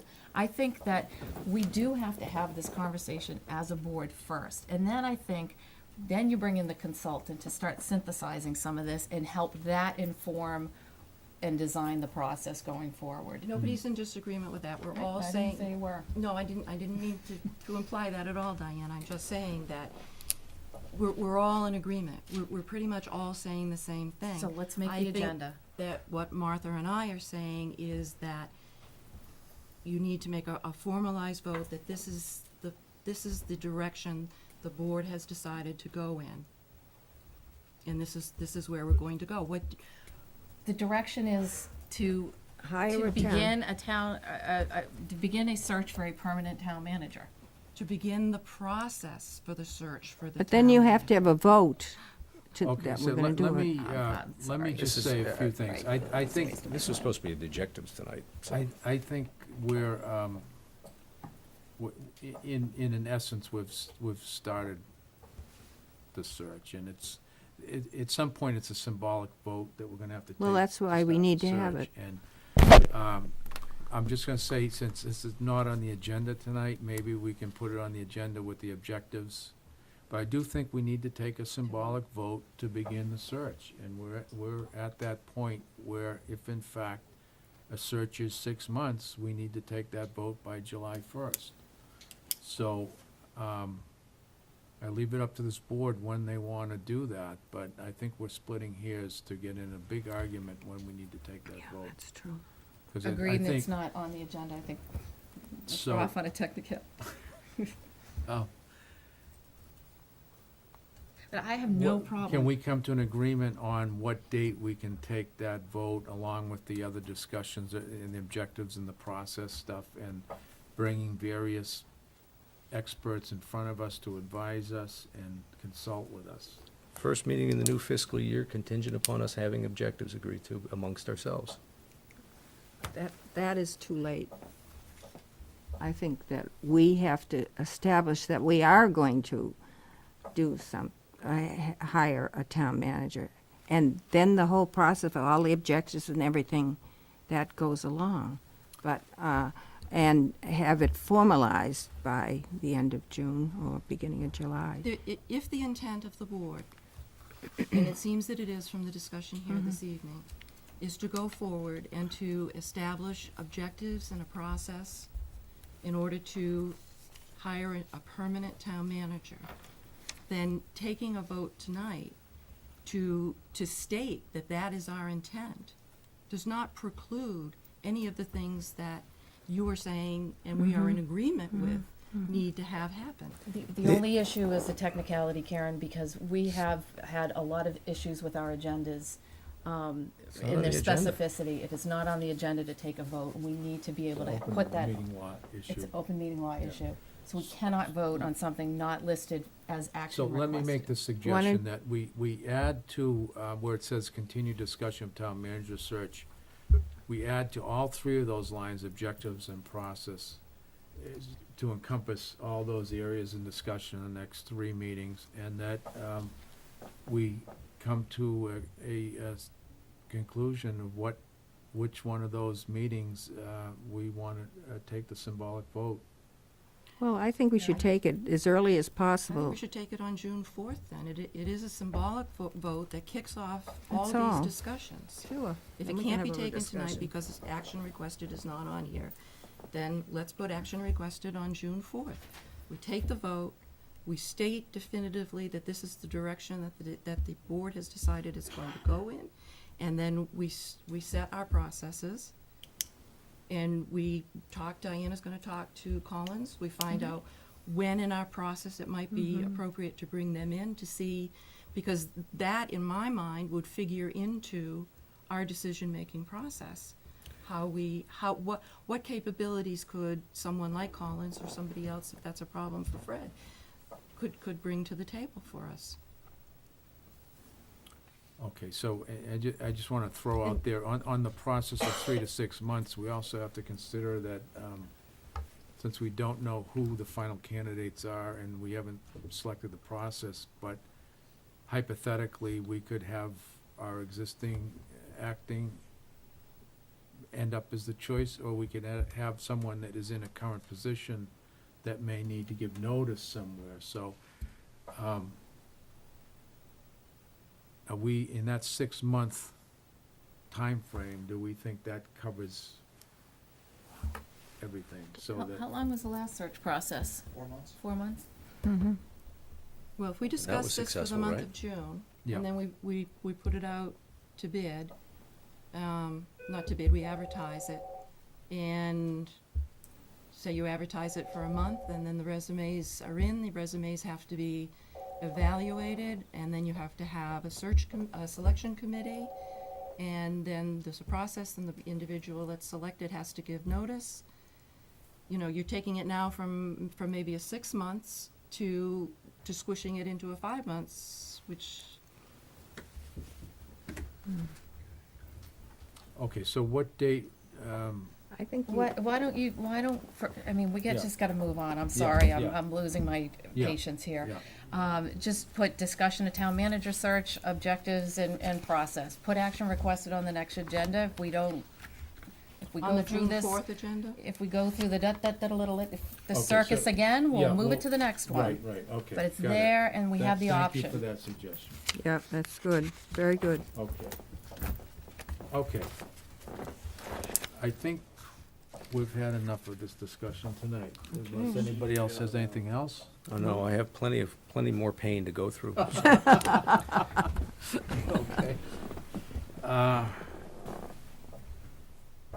Okay, we're ready to move on? Yeah. Okay, Board of Selectmen comments. Martha? I have had a request for street marking again downtown. It is the yellow lines and so forth. And I assured them that it was probably in process. And also, happens in the next fiscal year. yeah. And also, the entry to the town beach, it's very bad. And I've heard people have had flat tires and so forth. And we go down there a lot, and you have to drive in the grass. So there are going to be a lot more people, and before they all come and all complain. Carl was going to take care of that after Memorial Day. His focus is beginning of Yeah. the town ready for Memorial Day. Mhm. Between now and June 15th, when the Mhm. Sandy Beach officially opens, he's going to take care of that entrance. Also, Chartis and I are members of the Hingham League of Women Voters, and Chartis invited a few people, including Diane, to a meeting, and we're thinking of reactivating and try to get a joint Hingham Cohasset League, because we can have candidates night, and warrant nights and people who observe boards, and it's a very positive thing. I don't know what she's doing now, but I enjoyed the meeting. We had Representative Bradley's wife as the speaker, who's a judge, and she was tremendous. Did you feel that? No, it was great. Oh, it was wonderful hearing her, Very nice and that's thing. all I have to say. Thank you. Karen? I have a few things. Go First, I would like to thank the Legion and the Wigmore family for once again putting on a really fabulous Memorial Day celebration, the Field of Flags. Even though it got rained out when it had to be upstairs in the Legion, it went off really well. We had excellent speakers. And also, I don't want to forget the women from the auxiliary, I think, who prepared a really wonderful breakfast for all the marchers and the veterans. It was a great day and a great event, although not a happy day because of what we're memorializing. I had a couple of questions, and Mr. Chairman, if I might, with some things that were in the packet. There was a letter, and again, I'm working from not having been on the board and having the history of knowledge, but there's a letter here regarding the contract for the Shrek.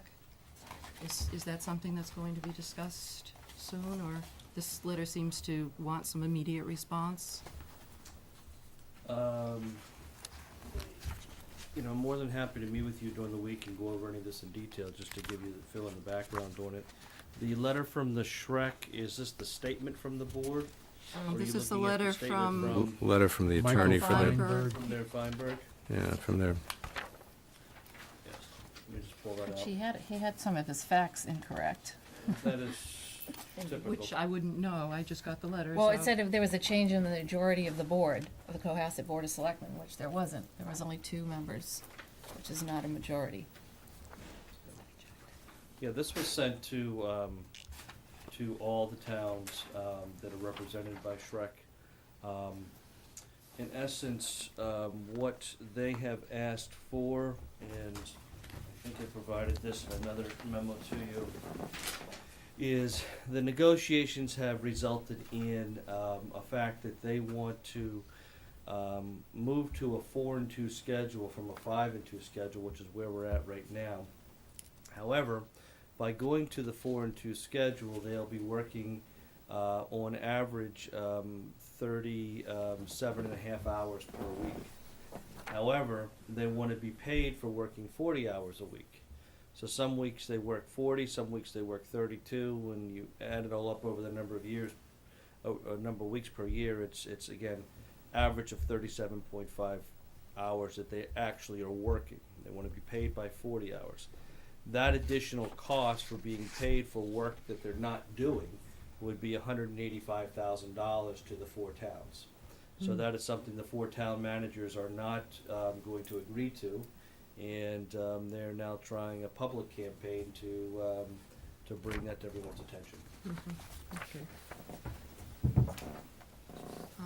I also, there was a letter from the Red Lion Inn requesting outdoors music for events and having events outdoors, and there is a restriction on the property. I know this has been a big issue in the neighborhood, and That was a wedding request, Is it a- ceremony, wasn't it? conducting wedding ceremonies on the outdoor But door not lawn. music, right? Yeah, music. Because they know there's a restriction on music. They're looking for us to lift that request. Yeah. lift the restriction. But lift the restrictions. He He withdrew it. forget it. He's withdrawn. this is withdrawn? Yeah. Oh, this whole letter is? Oh, Good okay. to know. Good. Thank you, Oh, that's Tracy. wonderful. That makes our life You had a easier. conversation with Ben Orm, right, Trace? Yeah. Yeah, that's good. Thank you, Jen. There was a letter regarding a temporary vendor from the police department stating reasons why they denied it, and I was just wondering if that indeed should have been a public document.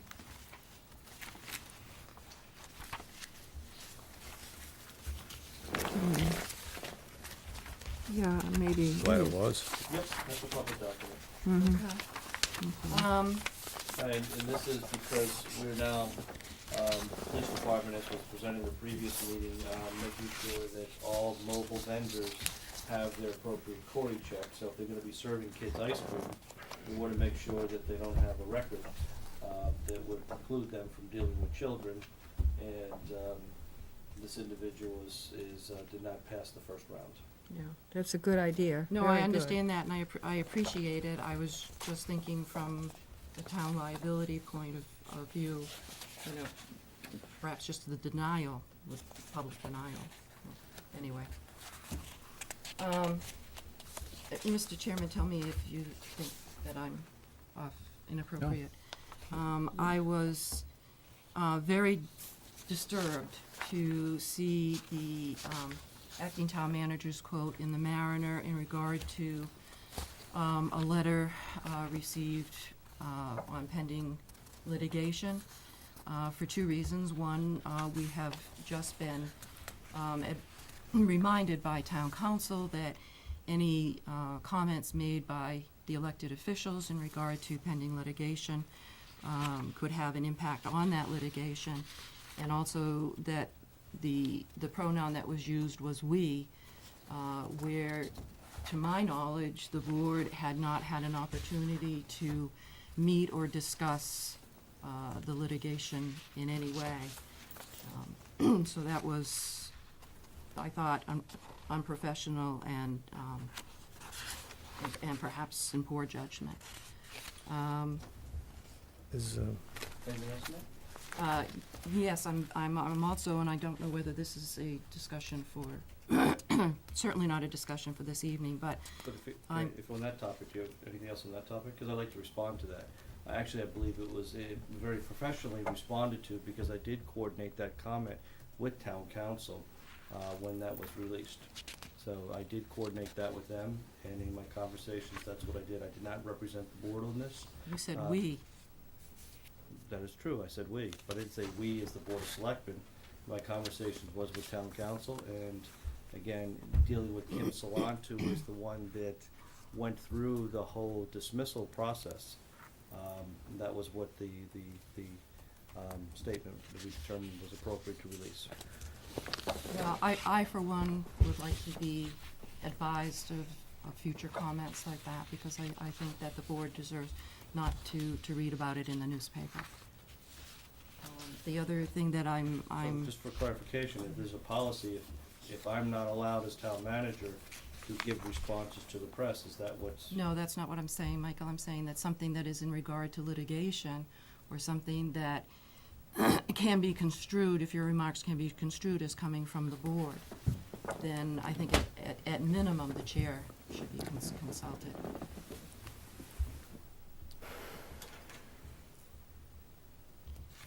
The other thing that I have found very disturbing this week is the emails going back and forth between town council and the town manager regarding unpaid bills. Town council works for the Board of Selectmen. I'm just speaking obviously for myself here now. And I don't know what happened with previous boards in regard to these invoices, but I do think that if legitimate charges have been assessed to the town by town council, then they should be paid in a timely fashion. And that I find it, really disturbing to see this level of discussion going back and forth about unpaid bills and the different positions, shall we say, being taken by town council and by the town manager. But I'm wondering if in the future, and this is not on the agenda, but it seems to me that other elected boards who have budgets, town department heads who have budgets, review the warrant, and that certainly when town council works for the Board of Selectmen, the Board of Selectmen appoints town council, that if there is a dispute in the bills, that the Board of Selectmen should be making that decision. Let me just update on the Town Manager Act. The town council reports to the town manager. The Board of Selectmen hires the town council, but on the day-to-day activity, the town council reports to the town manager. As part of that, one of my original objectives in my first contract was to address all legal costs because of the cost overruns that were happening. As a result, and as Chief Financial Officer, there are 3 areas that I identified in here. One is that, actually 4, Town Council did provide some credits, which I'm taking advantage of because of some irregularities in the billing. The next 3 items had to do with Town Council in writing has stated that they were billing litigation costs, assuming that there was going to be litigation. And well, doing that. I don't know how you're shaking your head if Well, I. that- Oh, I- hold on here. I think if we're gonna have this discussion, we should have town council here, just so he can give his point of view. That's fair enough. And so I duly that's fine. record Karen's objections to that, and everybody will get their fair due to give their position. But I think we need to This is an agenda item. have Yeah, an that's agenda item agenda, with that's that in the agenda, yeah. future, okay? So, Mike, you're out of town at the next meeting? No, I will be here now. Oh, you will, Will be. okay. What's the pleasure of the board? Would they like to have this discussion on the 4th or the 18th? I would like to see it resolved as soon as possible. Like, I think that issues like this aren't well resolved if they're left to fester. Okay, any other? This has been going on a long time. Okay, all right. Can you add that to the agenda on the June 4th, invite town council in, and we can have this discussion, thank you. Anything else? No, don't you think that's enough? Yeah, I do. it is enough, yeah. Diane? No, I just want to mention, just throwing it out there, that there's a group of people in town that are trying to form a committee because 2014, the next year, will be the 400th anniversary of John Smith landing in Cohasset. Yeah. And shot there's a out of lot of town. wonderful Welcoming committee, minds yeah. coming up with some great ideas, and I told them that they were probably best left to their own creative ideas, and then when they have something that's gelling, to come before us, and we'll be happy to talk about it and discuss it in any way. But I think there's also an incorporation anniversary that Ted Carroll called me about, but I can't quite figure out what it is. So we'll get on that, but I think that's very exciting, and that gives us a chance to talk about something actually fun and celebratory, and why we love Cohasset. We do, and just to ditto what Karen said about the Memorial Day celebration. In my family, Memorial Day is almost like Christmas. We are always together. We are always mindful of everything. So I did scoot right after you made your remarks on Monday, but Cohasset does it better than anybody, even Norwood. So anyway, it was great, and Tommy and Dee and the entire Wigmore family really goes all out, and I think it's one of the best days in Cohasset. That's what a small town like ours is all about, and they do it just right. Thank you. Steve? After the previous conversation, I think it's best to hold my tongue right now. Okay. Okay. I'd like to do, one thing I forgot about the Yeah. Memorial Day was the speaker was Charlie Coe, and he wanted to remind us that, gave us home curriculum vitae, which was wonderful, and what he's doing, and has been awarded the Bronze Star. That Memorial Day isn't a fun day, it's a Memorial Day. And he had to correct someone, and I thought that was very important, and I hope the Mariner, if they were there, or the Ledger, or whatever, put that in the paper, because I think it's something people have to remember what Memorial Day is for. Thank you. Okay. The only thing I wanted to mention was kind of the shift in the way the selectmen are handling the agenda, and my idea was that instead of it just coming in the packet Friday to everybody, that there'd be a draft agenda that went a little bit earlier to the whole board, where they had a chance to make a comment to the chairman on anything that they thought should be added or taken off, or anything like that. So just be one-on-one communication with the chairman about the overall agenda. And I think inadvertently this week, we left on the upcoming agendas, but I think it's kind of a good idea possibly to leave that on there. That way we can add things in and have a longer view of what's coming up. So Right. it's still working out the details, but the other thing that needs to work in this is town council reviewing it at some point, just to do an open meeting law scope on it, make sure we're not How, too how is broad or this narrow. agenda being sent to us? Because I do not use the town. Oh, okay, so was it emailed, Mike, to the town accounts, right? To the Well, town email I am accounts. not using account. In fact, I'm going to have it removed. I've been told that by legal counsel, my own. I'm going to have it removed Okay, for the, not permanently, for a period because of my computer. So, what day would you have it? I'll come down and get it. You don't What we have. can do, Mr. Chairman, is just when we have it drafted, is we'll have Tracy give, Well, you can call me and I'll come right down. exactly. yeah, okay, Yeah, good. I don't want any other. So what this week was unusual because the holiday Monday, Mhm. it had to be posted a day earlier than normal. We were hoping that, We'll get it out on Thursday.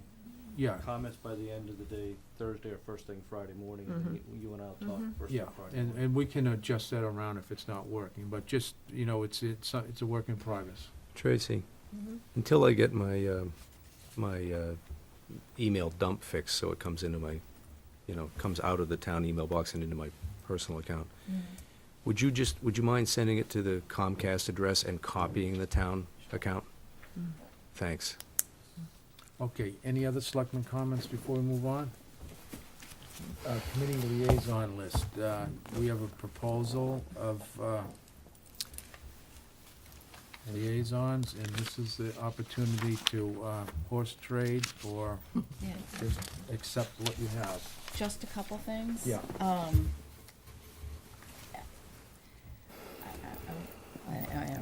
Forget. I would like to get onto CPC, and I'm happy to horse trade with anybody, but, which is No, the I only got- I thing, got it. issue I have. Last year, we set it up such that the budget planning group would be represented by the chairman and the vice chair. Okay, So until we change that, it might be worth just making those So, yeah, adjustments. And then, okay. if in our discussion about budget process or whatever, we decide to do something else. But that's a good point. yeah.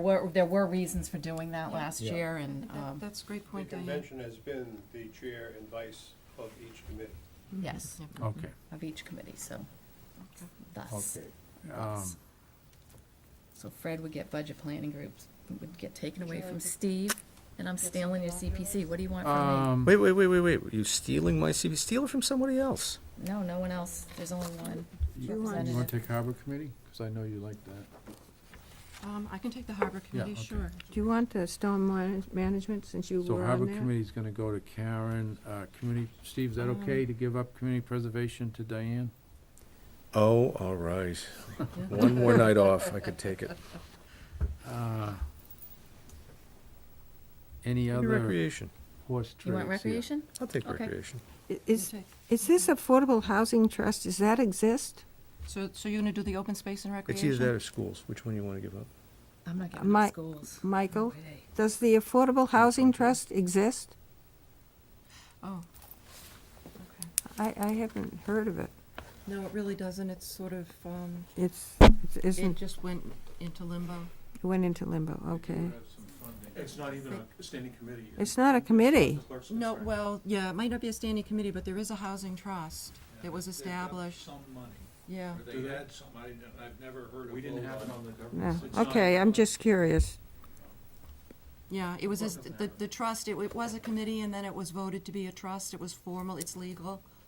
Which one is that? The housing trust, the Yeah. Affordable Housing Trust. Hmm? Okay. I like my rec friends. Okay. Never dealt with Okay. it. Charters I at know one Ted, point? that's, Yeah. you know, No, no, Right. that's, Big that's, Who's on that? that's- Clark I hope or that's not a Richardson? mistake. Oh, okay. no, this is something Who else. was on it?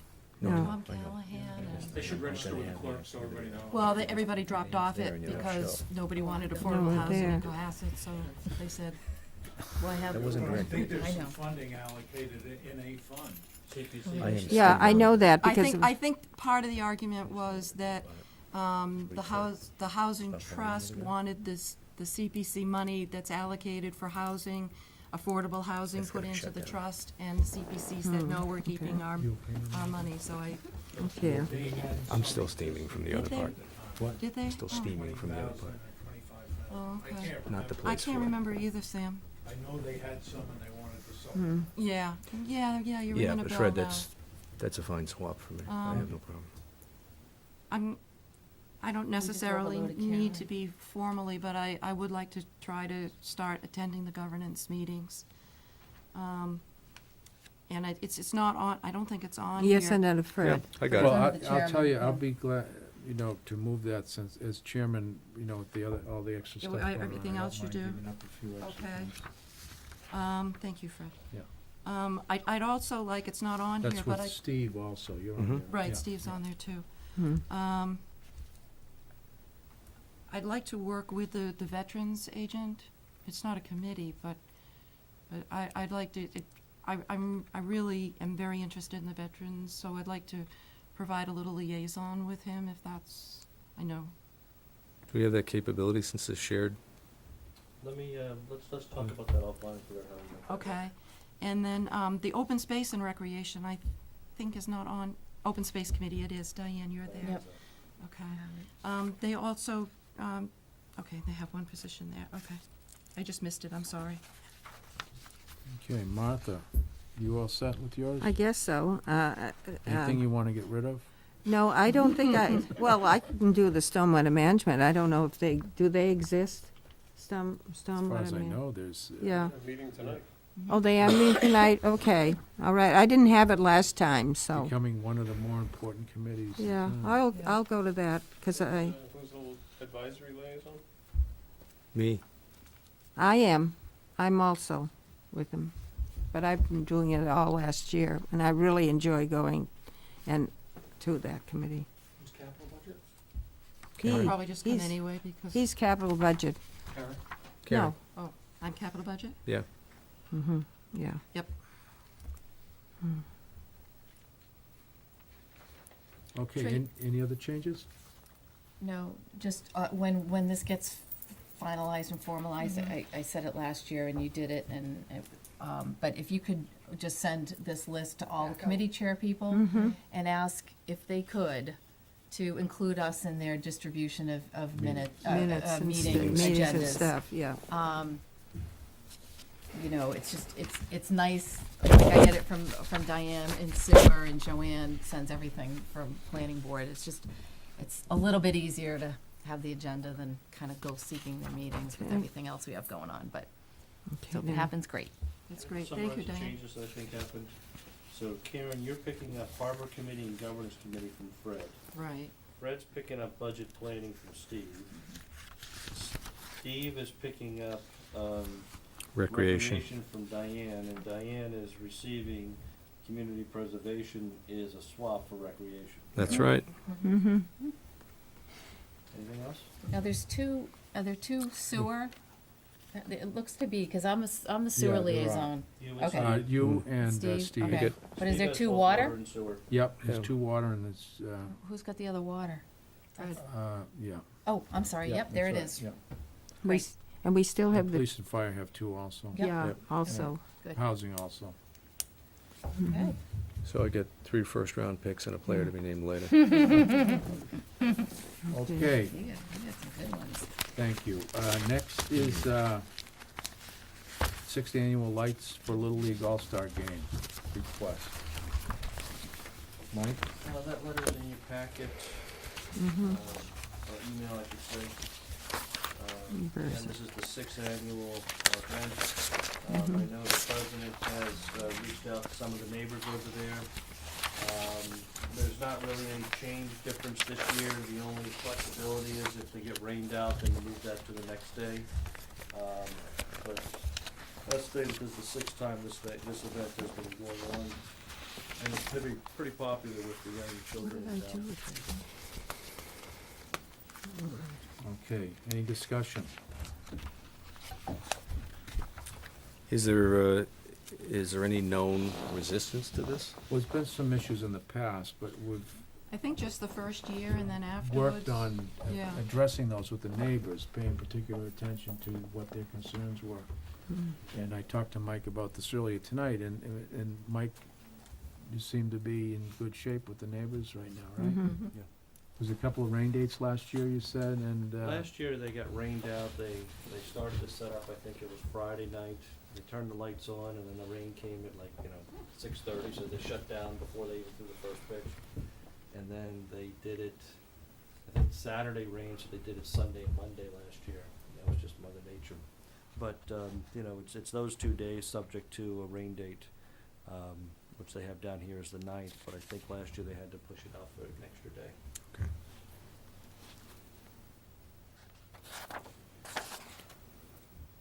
So do you want a motion to approve the request for Yeah. temporary portable lighting? So moved. do we have a second? Second. Any further discussion? All those in favor? Aye. Aye. Opposed? Unanimous? Town manager update. Okay, couple of quick things here. The second amended judgment, we're trying to wind that down to close out for this year and not have any more extensions. We had a meeting today with staff on that, and we're meeting with DEP in the next week or so and trying to wrap that up. So we want to make that go away, particularly now with town meeting voting the new authorization for how sewer districts are put together.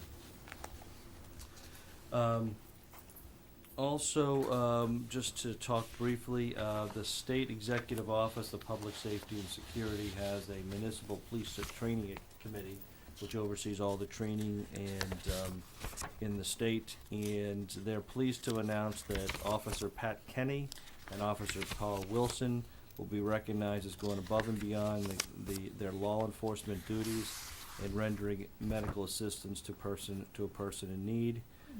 They both were, and we've talked about this at a previous meeting, they both were involved in providing CPR. Both of them are EMT trained, and they were able to bring an individual back to life because they initially were the initial responders, and were able to get the individual stabilized until the paramedics arrived, and then they took them forward from there. So 2 of our officers are going to be recognized statewide for their efforts. Very That's nice. fantastic. Kudos and congratulations. Absolutely. Advisory committee, and talking with the chairman, we'll put this on at the next meeting or two, is just an update on the police chief search. The advisory committee did approve a reserve fund transfer to move forward with the nationwide search and also the assessment center for a new police chief. So we do have the funding to go forward with it. That was approved Thursday, as well as 2 other authorizations. One, what's that? 1.5. 2.5. You're hedging? 2.5. One is to go forward with preparing the environmental reports for some of the methane gas that's down at the dump, and putting together the study for that so that we can then go forward next year and put in the vent pipes that are needed. And the half piece that's still being worked on, waiting for some additional information from Glenn Pratt, is with the water tower up at Bear Hill, is we're moving forward with upgrading our emergency response center so that it connects with that, and we have to hire and provide additional wiring as part of that process. Are you using the new tower for radio as well? Correct. Okay. And more importantly is right now we have battery systems. So what happened during the storm is that the batteries last for 36 hours under normal use. Yeah, But when cold. they're being clicked on and off all the time, the use was significantly drained. Now what'll happen is with AT&T going up there, they're putting in a generator. As part of the lease agreement the Water Commission negotiated is we'll have a power feed off of the generator to keep our batteries going should we have an emergency. So we need to run the cables to get up there. And the advisory committee approved it in philosophy, they agreed that it's still, we want to do this, but the documents weren't, we didn't have any documents. Yeah. So we're just waiting for the documents, and they anointed me to review the documents and sign if I feel they're appropriate. So Very I'm good. just waiting for the docs to come together. Thank you, Peter. Yeah, may I ask a question? Yeah. Mike, is that would be off the existing generator that AT&T is already putting up there, or a second generator? The existing, The existing, thank you. powered by propane, I believe. Yes, I don't work. So that's relatively quiet, right? no, Propane? Oh, no, propane is, Depends, the yeah. whole thing is I no. mean, yeah, I mean, all There was generators- some talk about maybe running a gas line in, so they wouldn't have to bring propane tanks in there. Did it ever go anywhere? It did not go anywhere. It was more cost effective just to the propane, and I think we were trying to talk as to how many days it would run, and it was a few days before it had to. Because there was one type, I think that was around the time, this was going back a number of years, but a propane tank backed in, I mean, a propane delivery truck backed into the propane tank up at Turkey Hill, and they had to evacuate the whole area. But propane, you know, if an event is coming, you know, you can always drop another tank, you know, for the backup. Have it stand by prior to the event, if you get warning.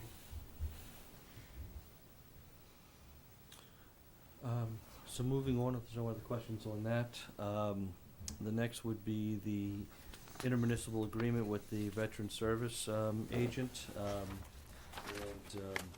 typo was fixed in the fourth whereas from our last meeting, and I think this is all in everyone's packet. Any questions? We've heard from Tommy Wigmore and others how successful this has been. Vinnie was at the ceremony and, you know, was around the whole time over the weekend to provide any assistance, or at least, more importantly, to get his name out there, that he's available, and he's doing a great job. One of the initiatives that he's doing that we'll have him come in and talk about at some point, and this is something that we've done in Hingham, is right now a veteran, if they go to buy prescription medications, they get reimbursed for it, but they have to front the money to do it. What Vinnie has negotiating with is for a local pharmacy, and the one happens to be in North Situate, it's the only local one close to us, to have the veterans be able to go to them directly, get the prescription filled, and then through the VSO office, they will actually pay it directly without having the veteran have to front the money for it. And some of these individuals are on extremely tight budgets, and sometimes it's medication or food, and, you know, it's just sad state of affairs, but that's the reality. And, you know, they try to do everything they can to help, so it's been extremely successful. You know, I had an opportunity, Mike, thank you for introducing me on Saturday to Vinnie, and had a very nice conversation with him, and he really has some great plans and is very dedicated, and I think that the veterans will continue to be well served with him.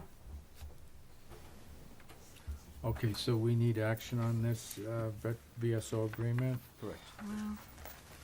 Well, Town council reviewed it. did?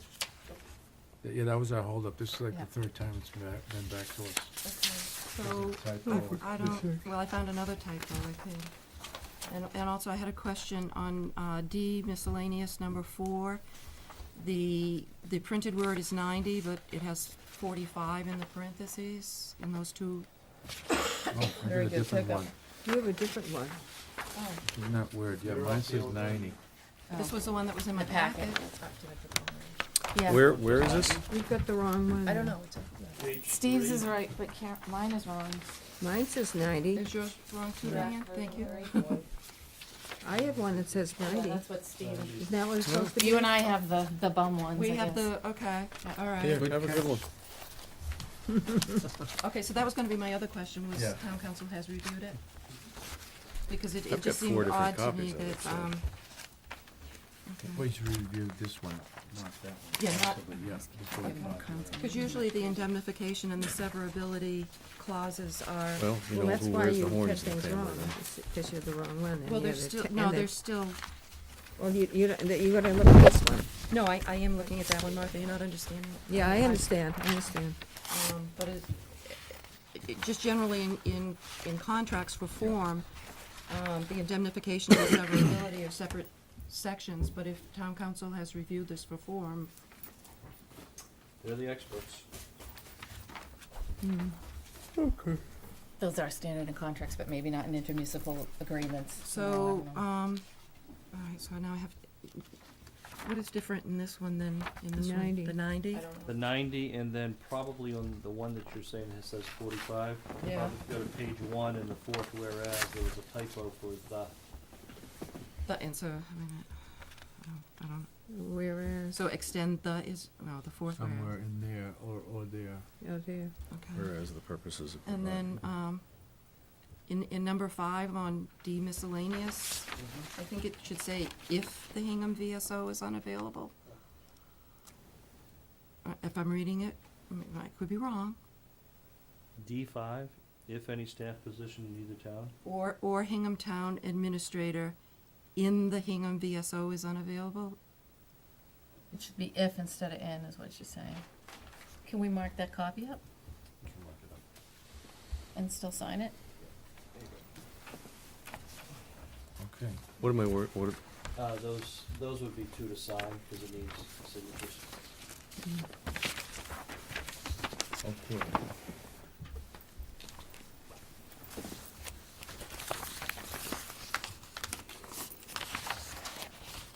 We gotta vote on it. you want them marked up first? Um, Yeah. I just had a question, Michael, just for my information, not for the, in the budget for 2 and 3, it both references, one references mileage Here's expenses the- and the other says expenses for Marked. travel. So the difference would be travel that went to Washington? Parking in Boston for type Okay. of a thing. Okay. Yeah. And then, again, just for my own information, who tracks the time and how is it accounted for? The time is being tracked through the Hingham VSO office. Okay. We're doing that, and then we submit we submit a check on Okay. a bi-weekly basis. Okay, do we have a motion? So moved. Do we have a second? Second. Any further discussion? All those in favor? Aye. Opposed? 5-0, as modified. What's next, Mike? The emergency dredging, when Sandy hit us Thanks. last fall, Yep. it significantly. I don't have any information on it. I did it wrong. No, we don't. Significantly tightened our harbor, particularly the channel coming in. And the channel is about 1/4 of what it was before, and even the cans that are there need to be relocated. Following the storm in December, we had the Coast Guard out to come in and actually do a survey of the harbor. And this all followed a meeting that we had in the late summer with the Army Corps, with the State Seaport Bond, with the Harbor Master, with Coastal Zone Management, and Fred was at that meeting, as well as myself and several others, to come in and when the dredging occurred, to actually have that replenish Sandy Beach, so it'll be dropped offshore near Sandy Beach and be able to wash back in.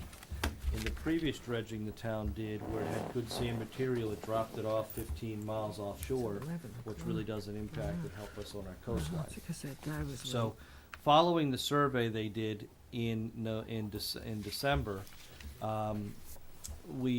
Lori sent out the harbor master sent out a notice trying to figure out what the status was and where this was going. That was responded to by her counterpart at the Army Corps, and they were still waiting the results of that. Last week, at the beginning of the week, we found out that the results of that test were corrupted. So the data just crashed. So they had to send down an emergency boat that came down last week and also went through and did another survey, and that's where they found out that it was significantly, encroached upon, as the harbor master's been telling them. Basically, at low tide, you have about 3 feet of water, if that, in some sections. So there'd be no ability to get any emergency in or out, and that There's two also there. impacts our fishing fleet as well. And many of them have gotten stranded and have to sit there and wait for the tide to change. 210 fleet. Yeah. Cut it right off.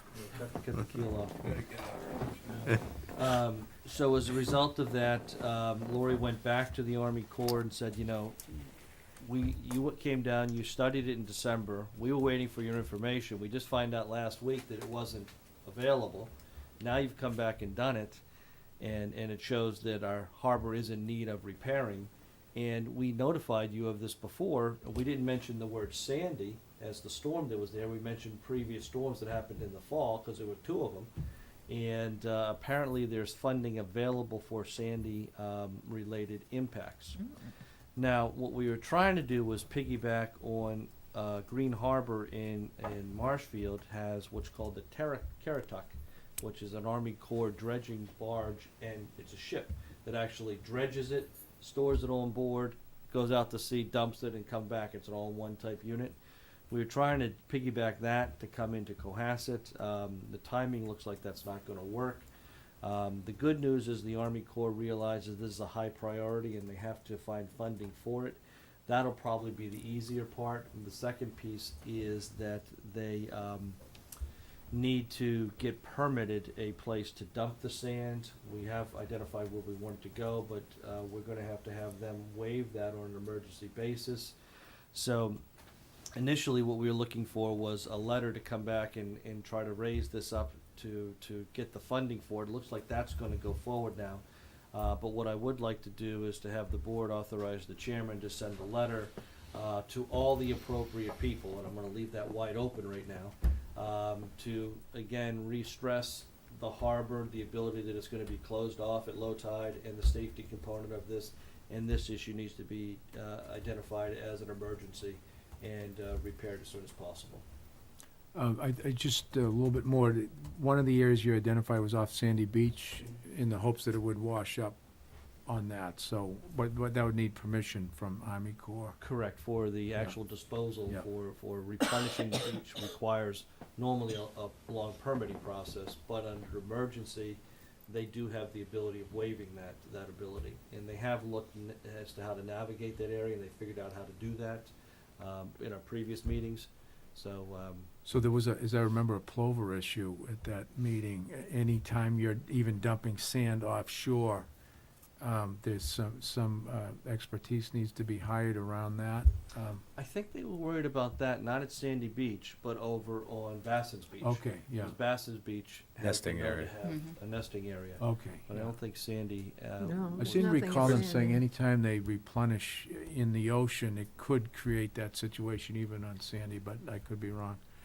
Okay, so we're looking for a vote to just have the chairman send these letters out and try to get this going. So I'll make a motion authorizing you to issue that letter. Second. Any further discussion? All those in favor? Question. The shallow area, where is she marking it? she hasn't identified, it hasn't been additionally marked yet. 'cause- No, I mean, like, but in discussion, where is she identifying that the shallow area is? Is that Right up at the by third Whitehead dolphin? somewhere? Right by Whitehead, yeah. It's So either it's up at the second or third dolphin. Yes, by the Okay. third dolphin. All right. And realistically, Mr. Chairman, we looking for the fall before we'd actually get a dredging barge in here? Maybe. It depends, depending upon where the Keratuck is when sailing up and down the coast. They were gonna get a second ship, weren't they? Yeah. Do you know if that's coming online? I know or- it's online, they did get the On second the East ship. Coast, right? There's only 2 of them on the East Coast. Yep, I don't know how far north that one Yeah, goes. yeah. I don't know if they structured them that way. We'll find out all this information, we're just trying to. It just occurs to me the fleet is gonna be crippled at by the tidal calendar. If in fact they have to get out and get their, get to their pots, there's a pretty good chance that they're gonna cut down their potential work hours. Yes. That's gonna be the focus of our letters, I think, is the Yeah. lobster fleet, yeah. That's the top Lobster priority. fleet and the public Yeah. safety. Yeah. Yeah, there's 30 boats. They aren't all out, but that's the fleet's 30. And it's tough enough to make a living in lobster right now. Right.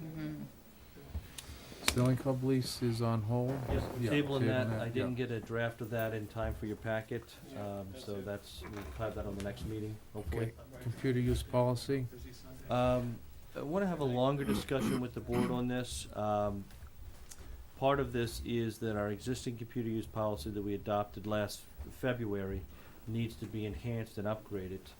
And, as part of doing that, in conversations with town council, we're looking for examples of actually having to add a responsible municipal employee component to it. So, in other words, what are the expectations that you as a board have for all municipal employees?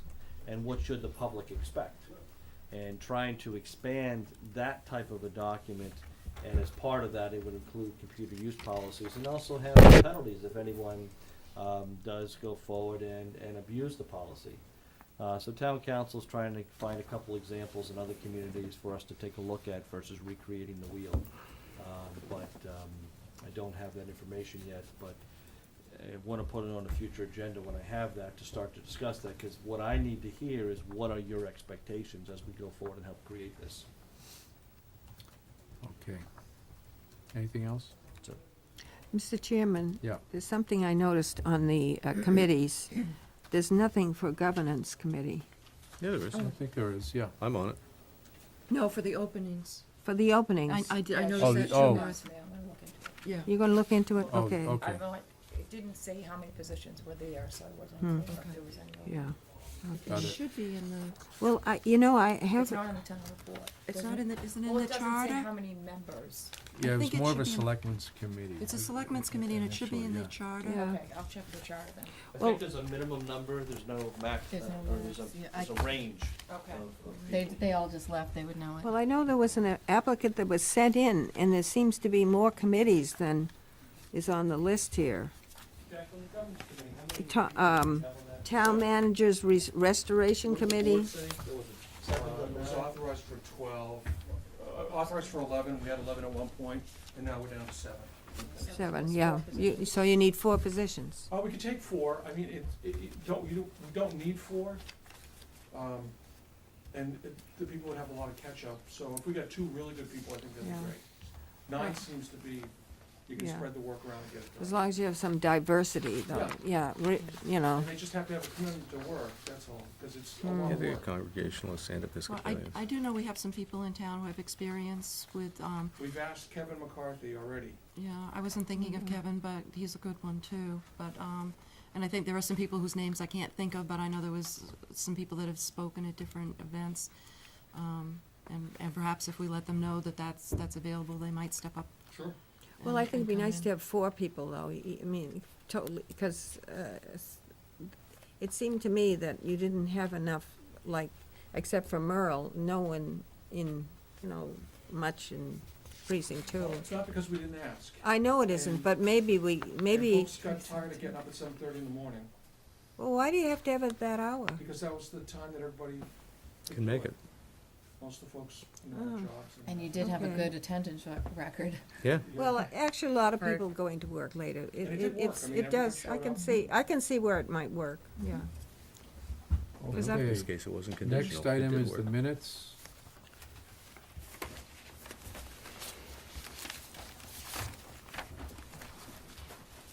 With May 14th, any changes?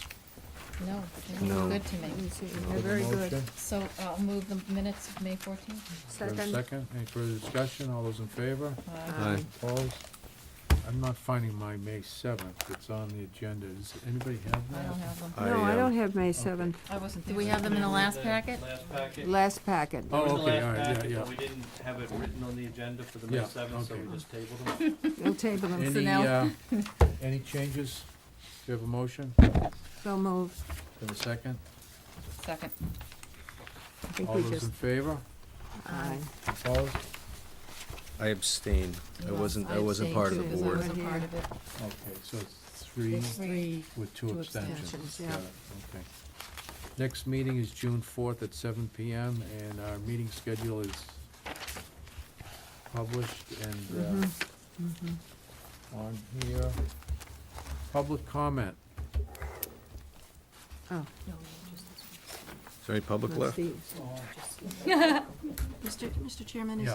would it be possible to, I know Yeah, okay. previously there'd been public comment early and late, Yeah, but I think it might be yeah. difficult for some people, Can especially we now add it's that 11 back on o'clock. the early mic also? Difficult for me. You missed one. I did.